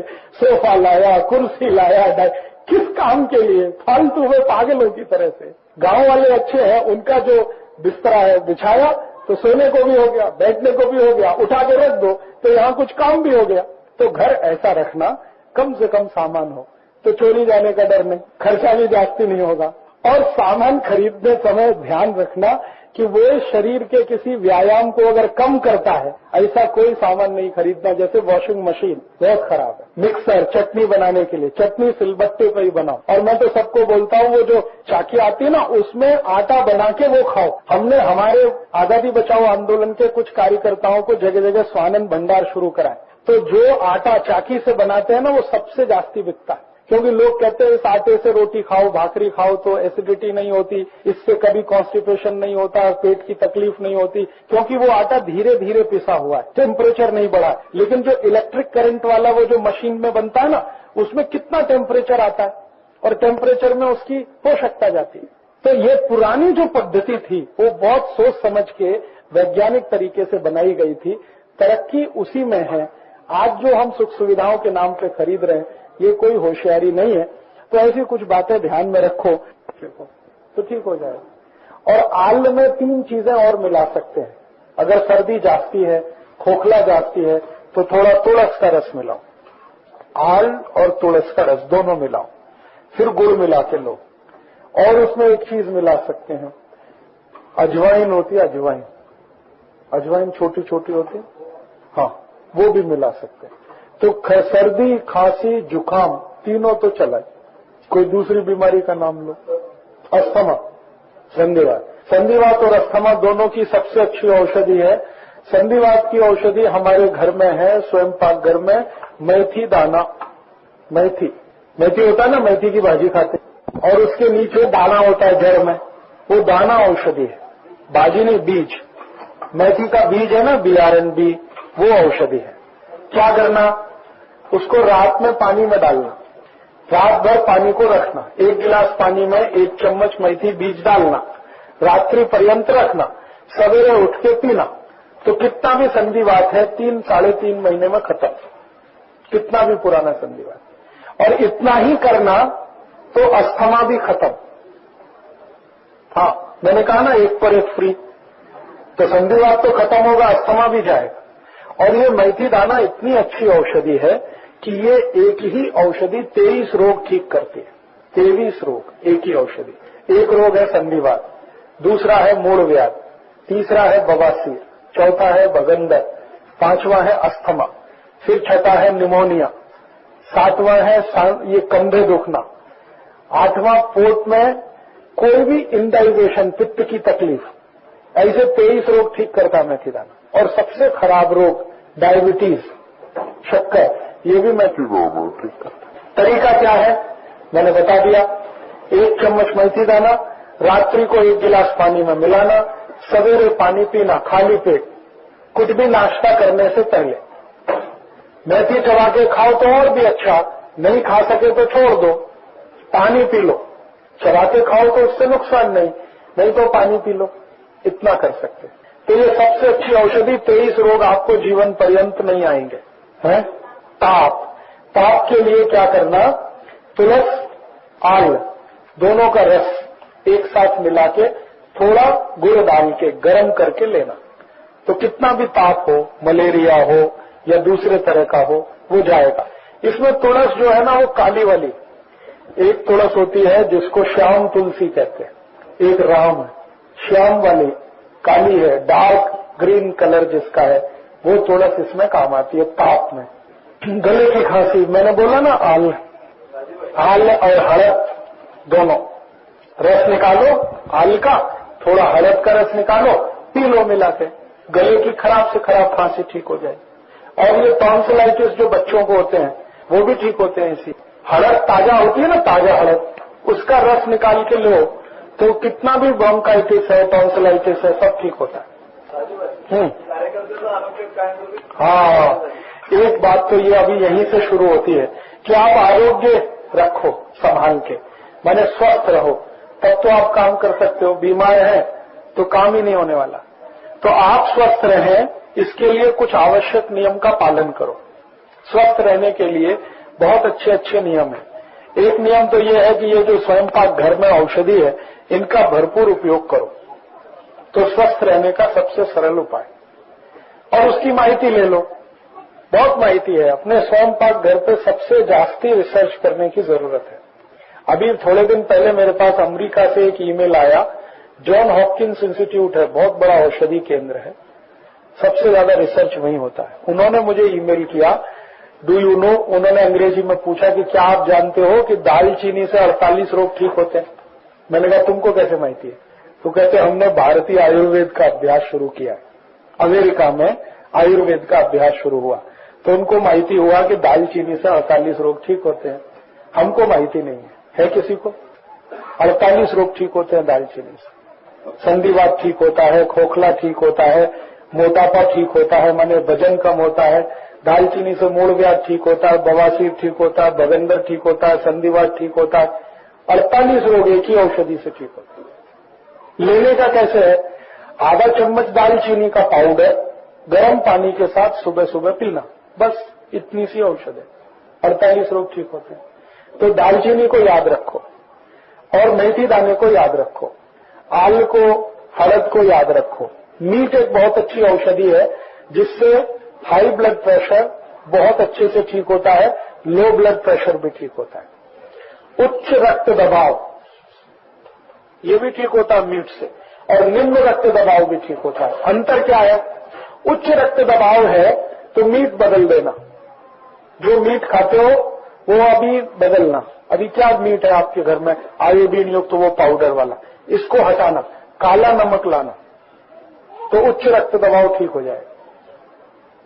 और एक दूसरा उपाय और है, आयुर्वेद में कहा गया है जिनको हाई बीपी है, उच्च रक्त दबाव, उनको समुद्र स्नान करना। समुद्र स्नान, अभी समुद्र कैसे आएगा इंदापुर में, तो उसका उपाय बताता हूं। स्नान का पानी है ना, उसमें मीट मिला दो, समुद्र तैयार हो गया। हो गया ना? अभी उससे स्नान कर लो, साबुन नहीं लगाना। तो जो व्यक्ति भी मीट के पानी से स्नान करे उसको हाई ब्लड प्रेशर बिना औषध के ठीक होता है। और कितनी बार करना? सप्ताह में 2 बार। रविवार को किया तो गुरुवार को करना, फिर रविवार को, फिर गुरुवार, 2 बार से जास्ती करने की जरूरत नहीं, ठीक है? और मीट बदल देना, पत्थर वाला नमक खाना, ये वाला नहीं, आयोडीन। और जिसको लो ब्लड प्रेशर है, रक्त दबाव कम हो जाता है, वो पानी में मीट मिला के भरपूर पीना, दिवस में 4 बार 5 बार 6 बार, तो उनको निम्न रक्त दबाव ठीक हो जाता है। तो मीट दोनों में औषधि है, उच्च रक्त दबाव में, निम्न रक्त दबाव। ऐसे ही हमारे घर में, मैंने पहले भी कई बार बोला, दूधी भोपला बहुत अच्छी औषध है। किसी को भी हृदय घात की तकलीफ है या संधिवात है या कोलेस्ट्रॉल जास्ती बन गया है, उनको दूधी भोपले का रस रोज लेना, 1 गिलास, कम से कम इतना, ये वाला, खाली पेट सवेरे सवेरे, तो हृदय घात कभी होता नहीं, कोलेस्ट्रॉल जितना भी है सब निकल जाता है, और कभी भी दोबारा संधिवात नहीं हो सकता। और शरीर के अंदर जितने विषातीय तत्व हैं, विषैले तत्व, वो सब बाहर निकल जाते हैं, शरीर एकदम स्वच्छ हो जाता है। दूधी भोपले का रस। अब दूधी हमेशा मिले, इसकी व्यवस्था कर लो, घर में लगा लो, दूधी का एक बीज लगाओ, एक बीज में 125 दूधी टूटती है, हाँ, फिर वो खत्म हो जाए, दूसरा लगा दो, सतत पूरे साल दूधी मिल सकती है। तो अपने घर में दूधी का झाड़ जरूर लगा के रखो, वो जो बेल होती है ना, क्रीपर, दूधी बहुत अच्छी औषधि। ऐसी एक बहुत अच्छी औषधि है अपने घर में जीरा। जीरा, पेट की कोई तकलीफ है, अपच हो गई है, संडास जास्ती होती है, पित्त बढ़ गया है, तो जीरे का पानी, नहीं तो जीरे को चबा के खाओ, पीछे से गर्म पानी पी लो, बहुत अच्छी औषधि। जीरे जैसी ही एक औषधि है हींग, वो भी पित्त प्रकृति के लोगों की बहुत अच्छी औषधि। जायफल, जायफल, बहुत तेज ताप हो तो जायफल घिस के दे दो, हाँ, जायफल घिसो, उसकी वो बनेगी चटनी जैसी, उसको दे दो किसी भी बच्चे को, बड़े को, और उसमें थोड़ा तुलस का रस और ये आल का रस मिला के दो तो और अच्छा काम करता है। ऐसे सौंफ, बड़ी सौंफ, पित्त प्रकृति के लोगों की सबसे अच्छी औषधि बड़ी सौंफ। छोटी सौंफ भी है, बड़ी सौंफ जास्ती अच्छी। और बड़ी सौंफ अगर आप भोजन के बाद खाते रहो तो कभी भी पित्त की तकलीफ होगी नहीं, तो इसलिए भोजन के बाद वो खाते हैं ना, वो बहुत अच्छा है। तो ऐसी औषधि अपने स्वयं पाक घर में है। और मैंने बहुत बार आपको बोला, गाय का मूत्र तो सबसे अच्छी औषधि है, बार बार मैंने आपको कहा है, उसको कभी भूलो मत। कोई औषधि काम न करे तो गोमूत्र पी लो, काम करता है, बस उसमें सावधानी वही है, देशी गाय का मूत्र पीना है, विदेशी का नहीं तो परिणाम नहीं आता। फिर आप मुझे बोलोगे राजीव भाई बोल गए, परिणाम नहीं आ रहा, क्योंकि विदेशी गाय का मूत्र काम का नहीं है, औषधि गुण उसमें नहीं है। जब भी पीना देशी गाय का पीना। और गोमूत्र का कुछ एक्सपायरी डेट नहीं है, बाटली में भर के रखो, कभी भी चलता है। ताजा पिए तो बहुत अच्छा होता है, नहीं पी सकते हो तो बाटली में भर के रखो तो चलता है। कोई भी बीमारी, 148 बीमारियों की पूरी सूची है जिसमें गोमूत्र काम करता है। कैंसर में भी काम करता है, डायबिटीज, अर्थराइटिस, संधिवात, bronchitis, bronchial pneumonia, osteoporosis, osteomyelitis, सभी रोगों में काम करता है गोमूत्र। तो वो आप ले सकते हैं। हाँ, ये एक अच्छा प्रश्न है। इन्होंने कहा कि गाय का मूत्र अगर बाटली में रखो, 2-3 दिन रखने के बाद प्रयोग करो तो गले में त्रास होता है। वो त्रास क्या है? त्रास इतना ही है कि उसकी एसिडिटी थोड़ी बढ़ती है। तो अगर 2-3 दिवस का रखा हुआ मूत्र तो उसमें या तो पानी मिला के पियो, ठीक है, पानी मिला के, उसमें बराबर मात्रा का पानी मिला के पी सकते हैं। ताजा है तो पानी मिलाने की जरूरत नहीं है। और मैंने आपसे पहले ही कहा कि ताजा पियो तो सबसे अच्छा है। रखने की आवश्यकता उनको है जिनको गाय नहीं मिलती। आपके यहाँ तो गांव में सब जगह गाय है, ये तो शहर वालों की तकलीफ है। आप में तो कोई ऐसा नहीं जो शहर में रहता है। कितना पीने का? अगर बीमारी है तो 25 मिलीलीटर से लेकर 50 मिलीलीटर तक एक बार में पी सकते हैं। 50 मिलीलीटर से जास्ती नहीं पीना, 25 मिलीलीटर से कम नहीं पीना। और कोई रोग नहीं है तो थोड़ा भी पियो तो चलेगा, निरोगी रहने के लिए 2 चम्मच 4 चम्मच रोज भी पी लिया तो चलेगा, कोई रोग नहीं है तो पानी का पता। हाँ, अभी तो ये तो समझ लिया औषधि है। हाँ हाँ, बहुत अच्छा याद दिला दिया। एक गाय कभी जब भी गर्भवती है तो मूत्र नहीं लेना पीने को, कभी भी। जब भी गर्भवती गाय है तो उसका मूत्र कभी भी पीने को नहीं लेना। विदेशी का तो नहीं लेना, वो तो ठीक ही है, गर्भवती गाय का नहीं लेना। तो वो दोनों ही बातें हमेशा याद रखना। शाखर अगर बढ़ गई शरीर में, और कुछ डॉक्टर ऐसा बोलते हैं दारू पीने का, वो इसलिए बोलते हैं कि शक्कर जो है ना एक तरह की एक्स्ट्रा एनर्जी है जो शरीर में पड़ी हुई है। दारू पिए तो वो एनर्जी जल जाती है तो कुछ कम होती है, लेकिन दारू उसके लिए वो लगती है जो भारत में नहीं बनती। वो कॉन्यैक होती है। कॉन्यैक बहुत अच्छे किस्म की एक दारू होती है जो औषधि रूप में काम आती है, वो भारत में नहीं बनती है। इसलिए अच्छा तो ये है कि अगर शक्कर बढ़ गई है तो मेथी दाने का पानी पियो और दालचीनी का पाउडर गर्म पानी के साथ लो, दोनों से कम होगा। और दूधी भोपले का रस भी ले सकते हैं तो और जल्दी कम होगा। 3 उपाय सबसे अच्छे। योग और प्राणायाम बाबा रामदेव ने सिखाया ऐसा नहीं है, ये तो 5000 साल पहले पतंजलि ऋषि सिखा के गए सबको। नहीं, मैं दूसरी बात, आपने जो बात है वो ठीक से समझी नहीं। बाबा रामदेव जब पूना आते हैं ना तो 1 कोटि रुपए लेके जाते हैं। मैं आपको दूसरी बात बताता हूँ, पतंजलि ऋषि ने ये ज्ञान फोकट में दिया था, किसी से पैसा नहीं लिया था। नहीं, ऐसा नहीं है, ज्ञान तो फोकट में ही देना चाहिए। कि ज्ञान को बेचना शुरू कर दिया तो उसकी कीमत थोड़े दिन में खत्म हो जाती है। नहीं, फायदा हो रहा है, उससे भी ज्यादा हो सकता है कि वही प्राणायाम मैं आपको फोकट में सिखा सकता हूँ, सबको मिलेगा। आप अगर रामदेव जी के रास्ते पे जाएंगे तो खतरनाक हो जाएगा, क्योंकि गांव-गांव आप योग प्राणायाम पैसा लेके सिखाएंगे तो बहुत तकलीफ आएगी। तो कोई भी संत ने, भैया सुनो, कोई भी संत ने पैसा इकट्ठा नहीं किया, और जो पैसा इकट्ठा करता है वो संत नहीं होता।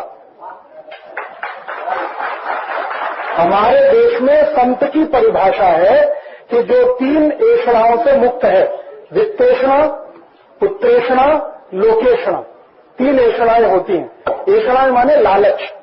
पुत्र का लालच जिसको है वो संत नहीं है, पैसे का लालच जिसको है वो भी संत नहीं है, और नाम सम्मान मिले उसका लालच है वो तो बहुत ही खतरनाक है, वो बिल्कुल संत नहीं है।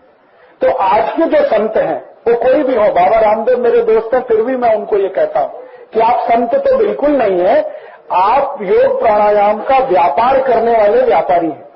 जिस दिन आप निःशुल्क शिविर लेंगे उस दिन हम कहेंगे कि आप संत हैं, क्योंकि आपने जिस गुरु से सीखा उसने कोई शुल्क नहीं लिया, तो आप कैसे शुल्क ले रहे हैं किसी ज्ञान के लिए? ये तो ज्ञान को बेचना हुआ, और ये तो अंग्रेजों से भी ज्यादा खतरनाक है। भारत में कोई भी संत को पैसा लेना ये बहुत बड़ा पाप है। संत के लिए तो है कि पैसे को छूना भी नहीं, क्योंकि उससे ऐषणा पैदा होती है, लालच। और उनका लालच पता है कितना बड़ा है? 100 कोटि इकट्ठा किया, अभी पेट नहीं भरा, अब कहते 1000 कोटि इकट्ठा करूंगा। पहले जब वो निकले थे योग प्राणायाम सिखाने तो कहते थे 100 कोटि आएगा तो बस, अब 100 कोटि से बहुत जास्ती आ गया, 600 कोटि आ गया, अब कहते 1000 कोटि आएगा तो बस। तो टाटा बिरला और रामदेव में अब क्या अंतर है? जबकि पतंजलि ऋषि ने योग प्राणायाम को बताया कि ये जीवन की सबसे आवश्यक ज्ञान है, इसलिए निःशुल्क मिलना चाहिए सबको, और उन्होंने उसका बिक्री शुरू कर दिया। अब पुणे में कोई गरीब आदमी कैसे सीखेगा योग प्राणायाम? वो तो 2500 रुपए की टिकट नहीं ले सकता, 5000 रुपए की, लेकिन बीमारी तो उसको भी है, बीमारी कोटिपति को भी है, गरीब को भी है, तो गरीब तो बीमारी से बाहर निकलेगा ही नहीं कभी। तो संत की परिभाषा जो है, जो 3 ऐषणाओं से मुक्त है, लोकेषणा, वित्तेषणा, पुत्रेषणा, पैसे का लालच नहीं, घर परिवार का लालच नहीं, और मान सम्मान का लालच नहीं, वो संत होता है। अब ढूंढो कौन है संत ऐसा? बाबा सातारकर है क्या? मैं एक बार गया, मैंने कहा हमारे यहाँ भजन कीर्तन करने का वो 50,000 रुपए पहले लाओ, फिर डेट मिलेगी। मैंने कहा अरे आपको तो संत कहते हैं, तो उनका जो कहते हैं सो कहते हैं, 50,000 पहले लाओ, उसके बाद डेट मिलेगी, तो 3 महीने बाद, 6 महीने बाद। तो मैंने तो उसी दिन से छोड़ दिया कि ये तो कोई संत नहीं है, ये सब धंधा करने के लिए निकले हैं। किसी को 50,000 लेना, किसी को 25,000, किसी को 10,000, किसी को 5,000। कोई अपनी सदिच्छा से दे वो बात अलग है, भावना से दे। आपने रेट फिक्स कर दिया, 50,000 चाहिए, 25,000 चाहिए, 15,000 चाहिए। ये तो हाँ, आसाराम बापू का 5 लाख रुपए, उनका रेट 5 लाख रुपए। आप बुलाओ उनको, 5 लाख से कम पे नहीं आते। और उसके बाद एसी गाड़ी चाहिए, नया घर चाहिए, एयर जो हवाई जहाज का टिकट चाहिए, वो सब अलग चाहिए। फिर उनके जो चेले चंगाटे आएंगे उनके लिए अलग से चाहिए। तो तो इसलिए मैंने कहा कि ये देश की सेवा नहीं, अपनी सेवा करा रहे हैं। पैसा इकट्ठा कर करके लेके जा रहे हैं, कोई हरिद्वार लेके जा रहा है, कोई अहमदाबाद लेके जा रहा है। परदेशी कंपनी लूट के परदेश लेके जा रही है, ये हमारे गांव से लूट के अपने गांव लेके जा रहे हैं। और वो कहते हैं हरिद्वार में आश्रम बना रहे हैं, तो आश्रम 1000 कोटि में बनता है क्या?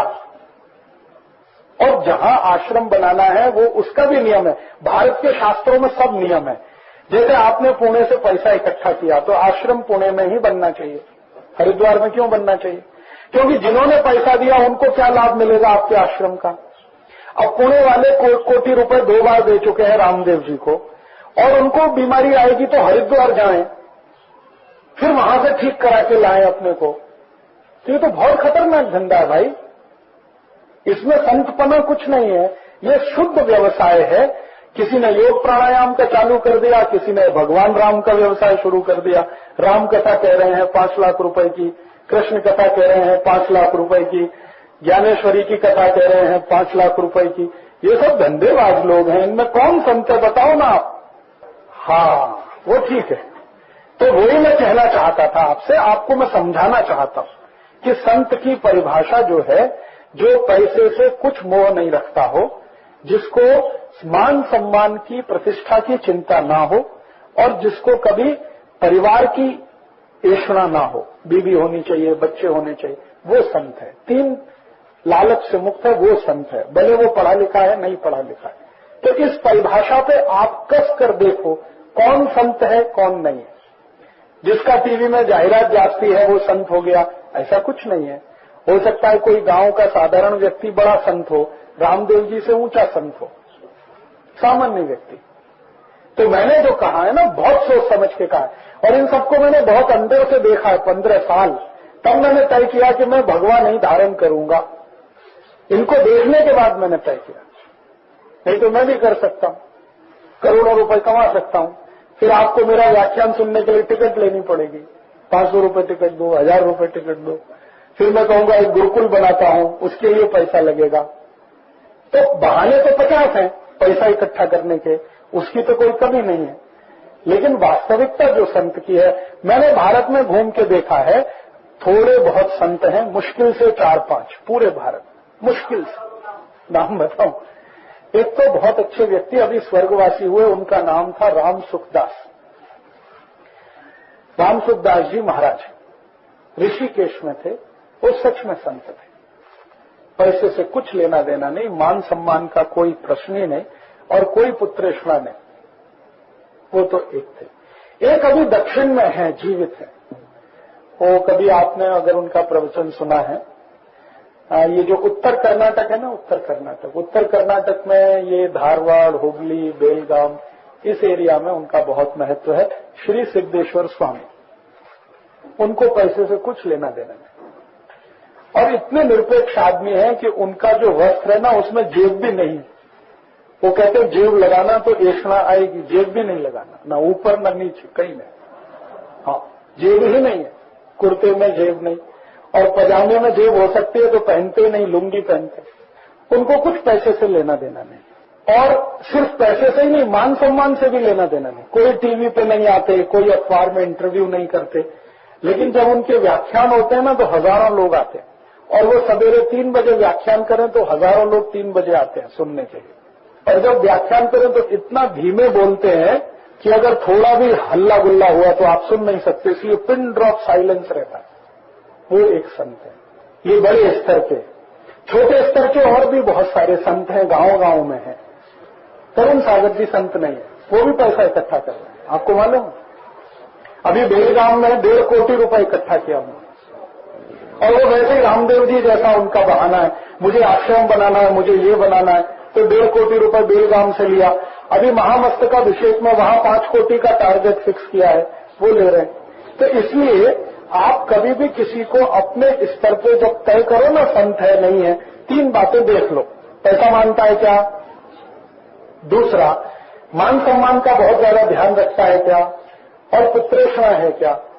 तो 3 बातें अगर हैं तो कहना कि ये संत नहीं है, महात्मा हो सकता है, व्यापारी हो सकता है, साधु हो सकता है। संत तो बहुत ऊंची कक्षा के लोग होते हैं, और वो इन्हीं परिभाषाओं पे खरे उतरते हैं।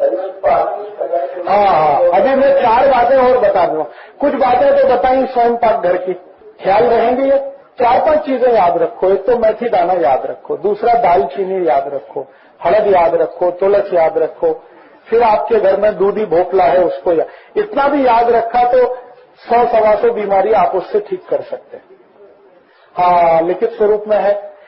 स्वयं पाक घर में 148 औषधि है। कौन सी औषधि क्या काम करती है, किस बीमारी में क्या काम करती है, कितनी लेनी चाहिए, कितनी नहीं लेनी चाहिए, वो सब माहिती इनमें है। और गंभीर बीमारियों की भी है। एक पुस्तक है गंभीर रोगों की चिकित्सा, एक पुस्तक है स्वदेशी चिकित्सा, एक है सौंदर्य चिकित्सा, माने त्वचा के जितने भी रोग हैं। और इसके अलावा गोमूत्र से जो चिकित्सा होती है वो भी है। ऐसी 5-6 पुस्तकें आप चाहो तो लेना। पुस्तक पढ़ना जरूर और दूसरों को बताना जरूर। खाली खरीद के रख लेना, उससे कोई लाभ नहीं होने वाला। ये पुस्तक खरीद कर रखने के लिए नहीं लिखी गई है, ये आपको पढ़ने के लिए और दूसरों को बताने के लिए लिखी गई है। अभी एक छोटी सी और बात बताता हूं। ये तो वो है कि जब आपको औषधि लेनी पड़े बीमार हुए तो कुछ ऐसे नियम पालन करो कि बीमार ही ना हो, उसके भी नियम है आयुर्वेद में, बहुत अच्छे नियम है। आयुर्वेद में एक शास्त्र है, उसका नाम है अष्टांग हृदय। बहुत अच्छा शास्त्र है। इसका मैं सतत 6 साल से अभ्यास करता हूं। अभी 6 बरस हुआ, अभी भी अभ्यास बाकी है, क्योंकि उसमें 2000 सूत्र है अष्टांग हृदय में। किसी भी व्यक्ति को स्वस्थ कैसे रहना, तो स्वस्थ रहने की जो परिभाषा है वो ये कि जिनको वात पित्त कफ तीनों का संतुलन है और मन बुद्धि कर्म तीनों एक जैसे हैं, तो वो स्वस्थ है। तो इस दृष्टि से क्या करना, उसके 2000 नियम हैं। उनमें से 4-5 नियम बताता हूं। सब तो आप नहीं पालन कर पाएंगे और सबको बताने के लिए समय भी नहीं है, लेकिन कुछ 3-4 बताता जो बहुत आवश्यक है और बहुत अच्छे हैं, काम बहुत करते हैं। जैसे मैंने कहा ना, दूध दही नहीं खाना, सूप और मद नहीं खाना, मद को गर्म नहीं करना, वैसे ही एक नियम है कांदा और दूध एक साथ नहीं खाना। बताता हूं, कांदा और दूध एक साथ नहीं खाना। अगर आप कांदा खा रहे हैं भोजन में तो दूध नहीं पीना, और दूध पिया है तो कांदा नहीं खाना। कारण क्या है, कांदा जो है ना एसिडिक है, माने अम्लीय है, कांदे में अम्ल बहुत है, और जैसे ही आप कांदा खाएंगे दूध के साथ वो मिला तो तुरंत फाड़ देगा दूध को, और दूध को फटना चाहिए कम से कम 4 तास में, इसलिए कांदा दूध वर्जित है। ऐसे ही लहसुन और दही भी वर्जित है। लहसुन और दही, कांदा और दूध वर्जित है, ऐसे हाँ इकट्ठा नहीं, लहसुन और दही वर्जित है। आयुर्वेद ये कहता है कि ज्यादा फल खाने चाहिए वो दही के साथ। दूध के साथ एक ही फल खा सकते हैं, 2, एक तो केला खा सकते हैं और एक आम, बाकी कोई नहीं। और उसमें भी आम सबसे अच्छा है, केला दही और दूसरे भी फल दही के साथ अच्छे हैं। चीकू मिल्क शेक अच्छा नहीं है। हाँ, मिल्क शेक जितने भी हैं वो सिर्फ आम का ही बनाना ठीक है, बाकी किसी भी फल का मिल्क शेक नहीं। दही शेक बनाइए तो चलेगा, कोई भी फल का। मिल्क शेक जो है सिर्फ आम का, क्योंकि आम और दूध की ही दोस्ती है, बाकी नहीं। अब एक और माहिती दे दूं आपको इसी तरह की, याद आ गया तो। सुबह का खाना 9 बजे के आसपास खाना, 8 बजे चलेगा, 1 तास पहले 1 तास बाद तक चलेगा सुबह का, और शाम का 6 बजे के आसपास, या 1 तास पहले या 1 तास बाद, ये चलेगा। सुबह जो है अगर 9 बजे आप खाना खाते हैं या 8 बजे, तो नाश्ता नहीं करना है, नाश्ता बंद करिए, नाश्ते के स्थान पर भोजन करिए, भरपेट भोजन करिए। अगर आप में ऐसा कोई व्यक्ति है जो सुबह सुबह शेत में जाता है, तो शेत में जाने के पहले भोजन करके जा सकते हैं। 5 बजे तो नहीं, 7 बजे सूर्य हो जाए उदय, फिर भोजन कर सकते हैं। सूर्योदय होने के बाद आप भोजन कर सकते हैं अगर शेत में जा रहे हैं तो। और अगर शेत में जा रहे हैं तो सूर्योदय के समय आप भोजन करके जाइए। दोपहर को 1-2 बजे के आसपास कुछ हल्का भोजन कर लीजिए, शाम को बराबर 6 बजे खा लीजिए। 7 तक चलता है, 7 के आगे नहीं। सूर्यास्त होता है लगभग 7:30 बजे, उसके पहले खा लेना अच्छा है। सूर्यास्त का समय 6 बजे नहीं है, 7, सवा 7 बजे। तो आते ही खा लें, 7 बजे खाना खा लें आते ही। काम का नियोजन उसी हिसाब से कर लो। देर है वो, उसमें तकलीफ आएगी, क्योंकि खाना शाम का होने के लगभग 2 से 3 तास के बाद सो सकते हैं, ये है मुख्य बात। तो अगर आप 8 बजे खाना खाएंगे तो 10 बजे के बाद ही सो सकते हैं। गांव में सामान्य लोगों को मैंने देखा 9 बजे सब सो जाते हैं, तो इसलिए 9 बजे सोना है तो खाना 7 बजे होना ठीक है। तो खाने का समय तय कर दीजिए। जिनका खाने का समय निश्चित है, खाने का समय जिनका निश्चित है और झोंक का समय निश्चित है, जीवन पर्यंत वो निरोगी रहते हैं। वो अच्छा नहीं है। उसमें क्या है कि हर हालत में आपने जिस समय पहला भोजन किया उसके लगभग 8 से 9 तास में दूसरा भोजन हो ही जाना चाहिए। दोपहर को हल्का खाना चाहिए, दोपहर को भरपेट भोजन नहीं करना चाहिए। नहीं, रात को तो और भी कम, सकाळी सबसे ज्यादा। सुबह खाएं जो भी एक बार खाएं, ऐसा नहीं है। सब जानवर सुबह ही सबसे ज्यादा खाते हैं। बिल्कुल कर सकते हैं, ऐसा कुछ नहीं। रात को ज्यादा खाएंगे तो तकलीफ है, क्योंकि रात्रि को क्या होता है, जठर में जो अग्नि है वो पहले से ही कम होती है और सूर्यास्त के बाद तो बहुत ही कम हो जाती है। तो रात में ज्यादा खाएं तो वो डॉक्टर के पास जाना पड़ेगा बार बार किसी न किसी रोग में। दिन में भरपूर खाएं तो ज्यादा अच्छा है। तो आप मार्केटिंग करने वाले ही सबसे ज्यादा बीमार हैं। मैनेजमेंट और मार्केटिंग वाले ही सबसे ज्यादा तकलीफ में हैं इस समय। ऐसा कुछ नहीं। आप अगर सुबह 8 बजे खाना खाओ भरपेट तो नींद बिल्कुल नहीं आएगी। नींद क्यों आती है वो समझ लो। रात को भरपूर नहीं सोएंगे तो दिन में नींद आएगी। ऐसे अगर रात को आपकी 8 घंटे की नींद हो रही है बराबर तो दिन में नींद नहीं आएगी। और रात को 8 घंटे की नींद करने के लिए सुबह रात को 9 बजे सोना ही पड़ेगा। सोना है तो 2 तास पहले खाना ही खाना पड़ेगा 7 बजे, तब आपका चक्र ठीक चलेगा। तो रात को आप 9 बजे सोएंगे, सवेरे 6 बजे उठिए, लगभग 8-9 घंटे की नींद हो गई, तो दोपहर में नींद नहीं आएगी। दोपहर की नींद तब आएगी जब रात को नींद नहीं हो रही है पूरी, क्योंकि शरीर को तो नींद चाहिए। जितना भोजन उससे भी जास्ती नींद की आवश्यकता है। तो नींद आपको अच्छी हो रात की, इसलिए जरूरी है कि शाम का खाना जल्दी। आप देख लो कोई भी जानवर सूर्यास्त के बाद खाना बंद कर देता है। जानवरों से सीखो, मैं तो बार बार ये कह रहा हूं। उनको हमसे ज्यादा अकल है, क्योंकि ईश्वर का दिया हुआ ज्ञान उनको है और वो उसका भरपूर पालन करे। कोई जानवर सूर्यास्त के बाद खाता नहीं, कितना भी अच्छा भोजन कराओ उसको। और सूर्योदय होने के बाद कोई जानवर रुकेगा नहीं, खाएगा ही। और ज्यादा जानवर स्वस्थ हैं, चिड़िया है, पक्षी है, सब रात को नहीं खाते, दिन में ही खाते। नहीं, उनको क्या है, धीरे धीरे बार बार कहना पड़ता है। करेंगे, देखो अपने को स्वस्थ रखना है तो आदमी कुछ भी करता है। अमेरिका जाके जो इलाज करा सकता है वो इतना भी नहीं कर सकता, कर सकता है। हमारे बताने की जरूरत है। और एक बार में नहीं सुनेगा, 2 बार में सुनेगा, 3 बार में सुनेगा, बार बार कहेंगे तो सुनेगा।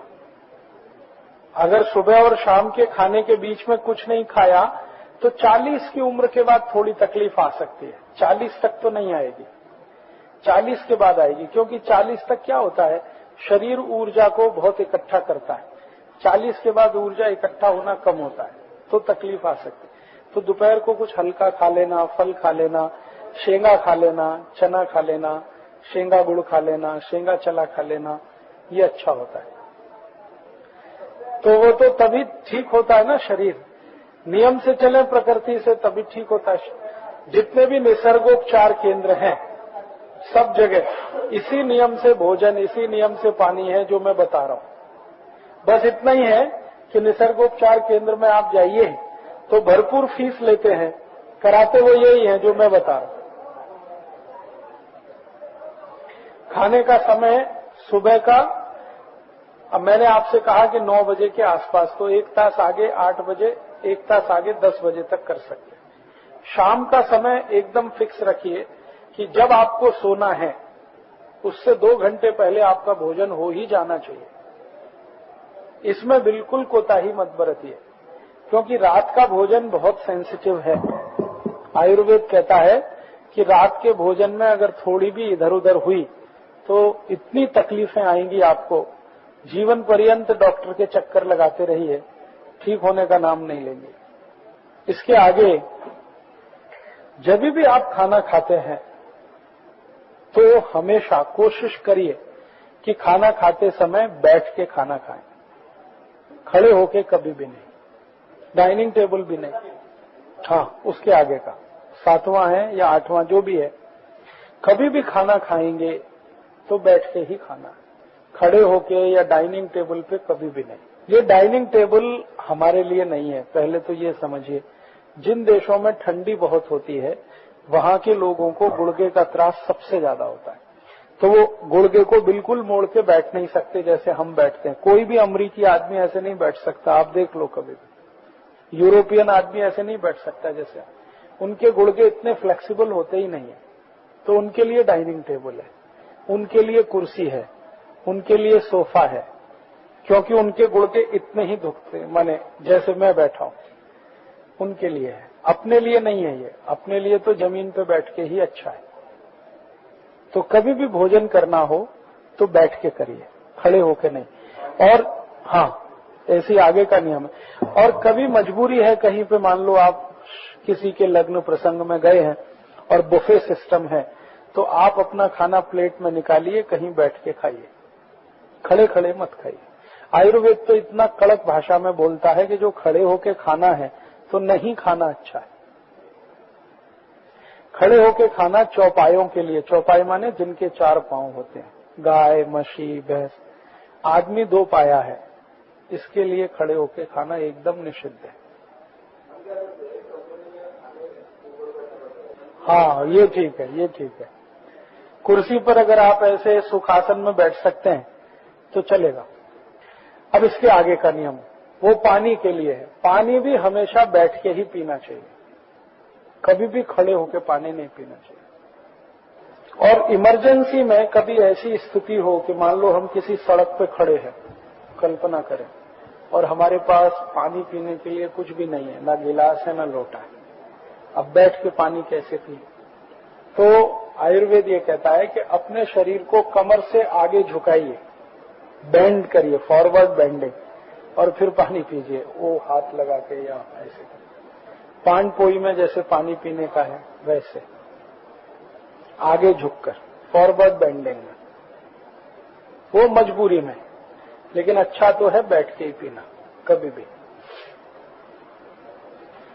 अभी इसका एक उल्टा नियम है, वो आगे का है कि दूध कभी भी बैठ के नहीं पीना, वो खड़े होके पीना। दूध हमेशा खड़े होके पीना, पानी बैठ के पीना। कारण उसका बता दूं कि दूध के बारे में मैंने बार बार कहा है कि उसमें थोड़ी भी एसिडिटी हुई तो फट जाता है। शरीर में दूध 4 तास में फटे तो अच्छा माना जाता है, लेकिन आप अगर दूध बैठ के पिए तो ये जो ताड़ू है ना, दूध इससे टच होके जाता है। ताड़ू पे हमेशा थोड़ा एसिड रहता है, हाइड्रोक्लोरिक एसिड, तो दूध के साथ मिलेगा तो दूध फटेगा। तो यही ताड़ू से दूध फटता हुआ अंदर जाता है, वो खराब है। इसलिए दूध खड़े होकर पिए तो ताड़ू को टच नहीं होगा, जीभ को टच होना चाहिए और गले से उतरना चाहिए। दूध के लिए नियम यह है कि उसको कभी भी मुंह में नहीं घुमाना चाहिए, पानी को हमेशा मुंह में घुमा के पीना चाहिए, दूध सीधे सीधे। इसलिए ये जो बच्चे दूध पीते हैं ना लेट के, वो सबसे अच्छी अवस्था है दूध पीने की। आई जो उनको दूध पिलाती है वो सबसे अच्छा सो के, पूरे सोए भी नहीं रहते हैं, आधे सोए रहते हैं, सिर पीछे से थोड़ा उठा रहता है क्योंकि वो मांडी पे रख के पिलाती है। तो ऐसे बेंडिंग 15-20 डिग्री का बेंड है, वो कोण है, ये सबसे अच्छी स्थिति है। दूध पीने। अब आगे का नियम, खाना कभी भी खाएं, सुबह या शाम, कभी भी, तो खाने के पूर्व मन में तनाव नहीं होना चाहिए, टेंशन नहीं होना चाहिए। अगर कुछ भी तनाव मन में है तो नियम यह है कि पहले तनाव दूर करिए फिर खाना खाइए। तनाव के साथ कुछ भी खाना खाएंगे तो वो विष में बदलेगा। कोई भी टेंशन, बिल्कुल छोड़ दो खाना। गाड़ी का चक्कर है तो खाना खाओ ही मत, गाड़ी पकड़ो, पहले गाड़ी पकड़ लो तो फिर बैठ के खाना खाओ उसमें। या तो गाड़ी छूट रही है तो खाना ही छोड़ दो, कुछ हाथ में ले लो, फल वगैरह वो खा लेना, सॉलिड नहीं खाना है। टेंशन किसी भी तरह का हो, शरीर को हो, मन को हो, गाड़ी पकड़ने का हो, गाड़ी छोड़ने का हो। गाड़ी अगर छूट रही है और रोज का हमारा ऐसा कुछ है तो थोड़ा पहले खाना खा लो। गाड़ी 10 बजे छूटती है, 9 बजे खाना खा लो, क्या फर्क पड़ता है। तनाव नहीं रहना चाहिए किसी भी, नहीं, खाने के पहले भी नहीं, खाते वक्त नहीं, आराम से खाना खाइए। और टेंशन है तो पहले खत्म करिए। टेंशन कैसे पता चलता है, शरीर में थोड़ा भी तनाव आता है ना तो ये जो उजवा नाक है, राइट नॉस्ट्रल, ये शुरू हो जाता है तुरंत तनाव के समय। तो आप नाक के नजदीक हाथ लाओ, उंगली लाओ, तो जो नाक चल रही है समझ लो तनाव है। अगर लेफ्ट नॉस्ट्रल है तो टेंशन नहीं है, राइट चल रहा है तो टेंशन है बराबर। तो राइट को बंद करो थोड़ी देर, 2-3 मिनट, तो लेफ्ट अपने आप शुरू हो जाएगा। तो टेंशन, ये गहने जो है ना दिखावे के लिए नहीं है, स्वास्थ्य के लिए। ये अलग बात है कि अभी हमें गरीबी बहुत आ गई, हम वो नहीं खरीद सकते, लेकिन एक जमाना था कि ये सबके पास होते थे। इसीलिए भारत सोने की चिड़िया था। हर घर में सोना, चांदी, हीरे, जवाहरात सामान्य रूप से होते थे। तो हमने उसका उपयोग औषध रूप में ही ज्यादा किया है, गहनों का, दिखावे के लिए कभी नहीं रहा ये। तो अब चलें चौथा नियम। चौथा नियम जो है वो भी बहुत महत्व का है। सवेरे सवेरे सोकर उठें तो सबसे पहले पानी पीना, मुंह धोने से भी पहले, दांत साफ करने से पहले और संडास जाने से भी पहले सुबह उठते ही पानी पीना। और नियम ऐसा है कि जो छोटे बच्चे हैं 15 साल से कम उम्र के, उनको 1 गिलास पीना, और 15 से ऊपर है उनको कम से कम 3 गिलास पीना। हल्का गर्म हो तो अच्छा, नहीं तो सादा भी हो, तांबे के भांडे का रखा हुआ हो तो सबसे अच्छा, नहीं तो हल्का गर्म करके। नहीं, तांबे के भांडे में रखे हुए पानी को गर्म करने की कभी भी जरूरत नहीं। हाँ, लेकिन तरीका वो ठीक नहीं है। आप इतना ही करिए कि पानी को गर्म करके तांबे के भांडे में भरिए, फिर भूल जाइए, दोबारा गर्म करने की जरूरत नहीं। नहीं, उसको जरूरत नहीं है, सीधे आप पी लो ना। वही तांबे के भांडे के पानी को गर्म करो, उसका कंसंट्रेशन बढ़ता है। नहीं, आप खाली तांबे के भांडे का सीधे भी पानी पियोगे तो भी शौच साफ होगा, उसका कोई प्रॉब्लम नहीं। पानी गर्म करना वो जो तांबे के भांडे के बाहर रखा, स्टील के भांडे में रखा तो गर्म, कम से कम 3 गिलास बड़े लोगों के लिए, बड़े लोगों के लिए। हाँ, और जो 15 से कम है उनको 1 गिलास, स्त्री हो या पुरुष कोई भी। अब इसका नियम क्या है, क्यों है ये ऐसा? एक तो इसका नियम ये है कि रात को जब हम सोते हैं तो मुंह में जो लार बनती है वो जमा रहती है, क्योंकि हम सो गए तो ये नीचे नहीं जाती, इधर उधर इकट्ठी रहती है। सुबह उठते ही पी लेंगे तो नीचे जाएगी, और वो सबसे जरूरी है, वो सबसे ज्यादा ताकतवर है। दूसरा, पानी पीते ही पेट पे दबाव आता है, और पेट का दबाव अंतड़ियों पे आता है, तो अंतड़ियों के अंदर जो मल फंसा हुआ है वो पानी के दबाव से ही बाहर आता है, तो आंत एकदम साफ हो जाती है। और जिनकी आंतें साफ रहती हैं रोज, उनको कभी मूल व्याध नहीं हो सकता, बवासीर नहीं हो सकता, बगंदर नहीं हो सकता, रेक्टम कैंसर नहीं हो सकता, कोलेक्ट्रल कैंसर नहीं हो सकता, फिशर नहीं हो सकता, फिस्टुला नहीं हो सकता। आंतें अगर साफ हैं तो कम से कम तो 50-60 रोग नहीं आते। रोज सफाई उनकी होनी, वो पानी से ही होता है। और सुबह पीने से ही होता है। इतना ही पानी आप किसी भी समय पियो दिन में तो साफ नहीं होती, सवेरे ही पी लो तो जरूर साफ होती। तो ये चौथा नियम है। अब 4 नियम हो गए। पहला, भोजन के कम से कम 2 तास बाद पानी पीना। दूसरा, पानी घूट घूट पीना। तीसरा, ठंडा पानी कभी नहीं पीना, हल्का गुनगुना पानी हो। मिट्टी के घड़े का पानी ज्येष्ठ, चैत्र, वैशाख, ज्येष्ठ में पीना। बाकी दिन ताम्र पात्र का हो तो अच्छा है। ताम्र पात्र नहीं है तो मिट्टी के घड़े में या स्टील के भांडे में जिसमें पानी है उसमें तांबे का सिक्का डाल के रख सकते हैं, तो ये पानी को भी शुद्ध करता रहता उतना भी। और ये पानी को कभी भी किसी पात्र में भरें तो पहले खूब उबाल लेना, उबाल के ठंडा करके भरना। तो उबालने से क्या होता है, पानी का क्षारपन भी कम हो जाता है उबालने से।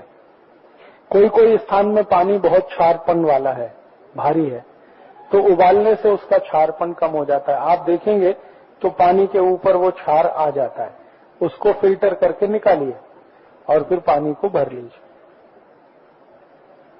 उबला हुआ पानी आपकी जिंदगी में बहुत सारे रोगों से आपको बचाएगा। ताम्र पात्र को छोड़कर कोई भी पात्र का पानी पीना हो तो हल्का गर्म करके पीना अच्छा है, कभी भी पीना हो। हल्का गर्म इतना जितना शरीर।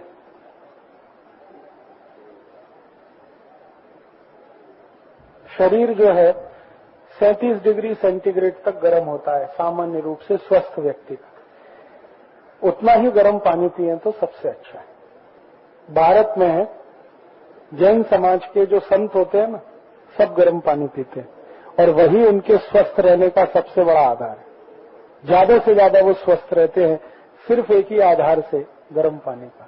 नहीं, इसलिए नहीं पीना कि संडास जाने के बाद उसके पीने का अर्थ खत्म हो गया, क्योंकि संडास जाने के पहले पियोगे तो पोट साफ करके वो संडास के साथ निकलेगा। अब संडास कर लिया, अब पीने का कोई अर्थ नहीं है, फिर 1-1.5 तास बाद पियो।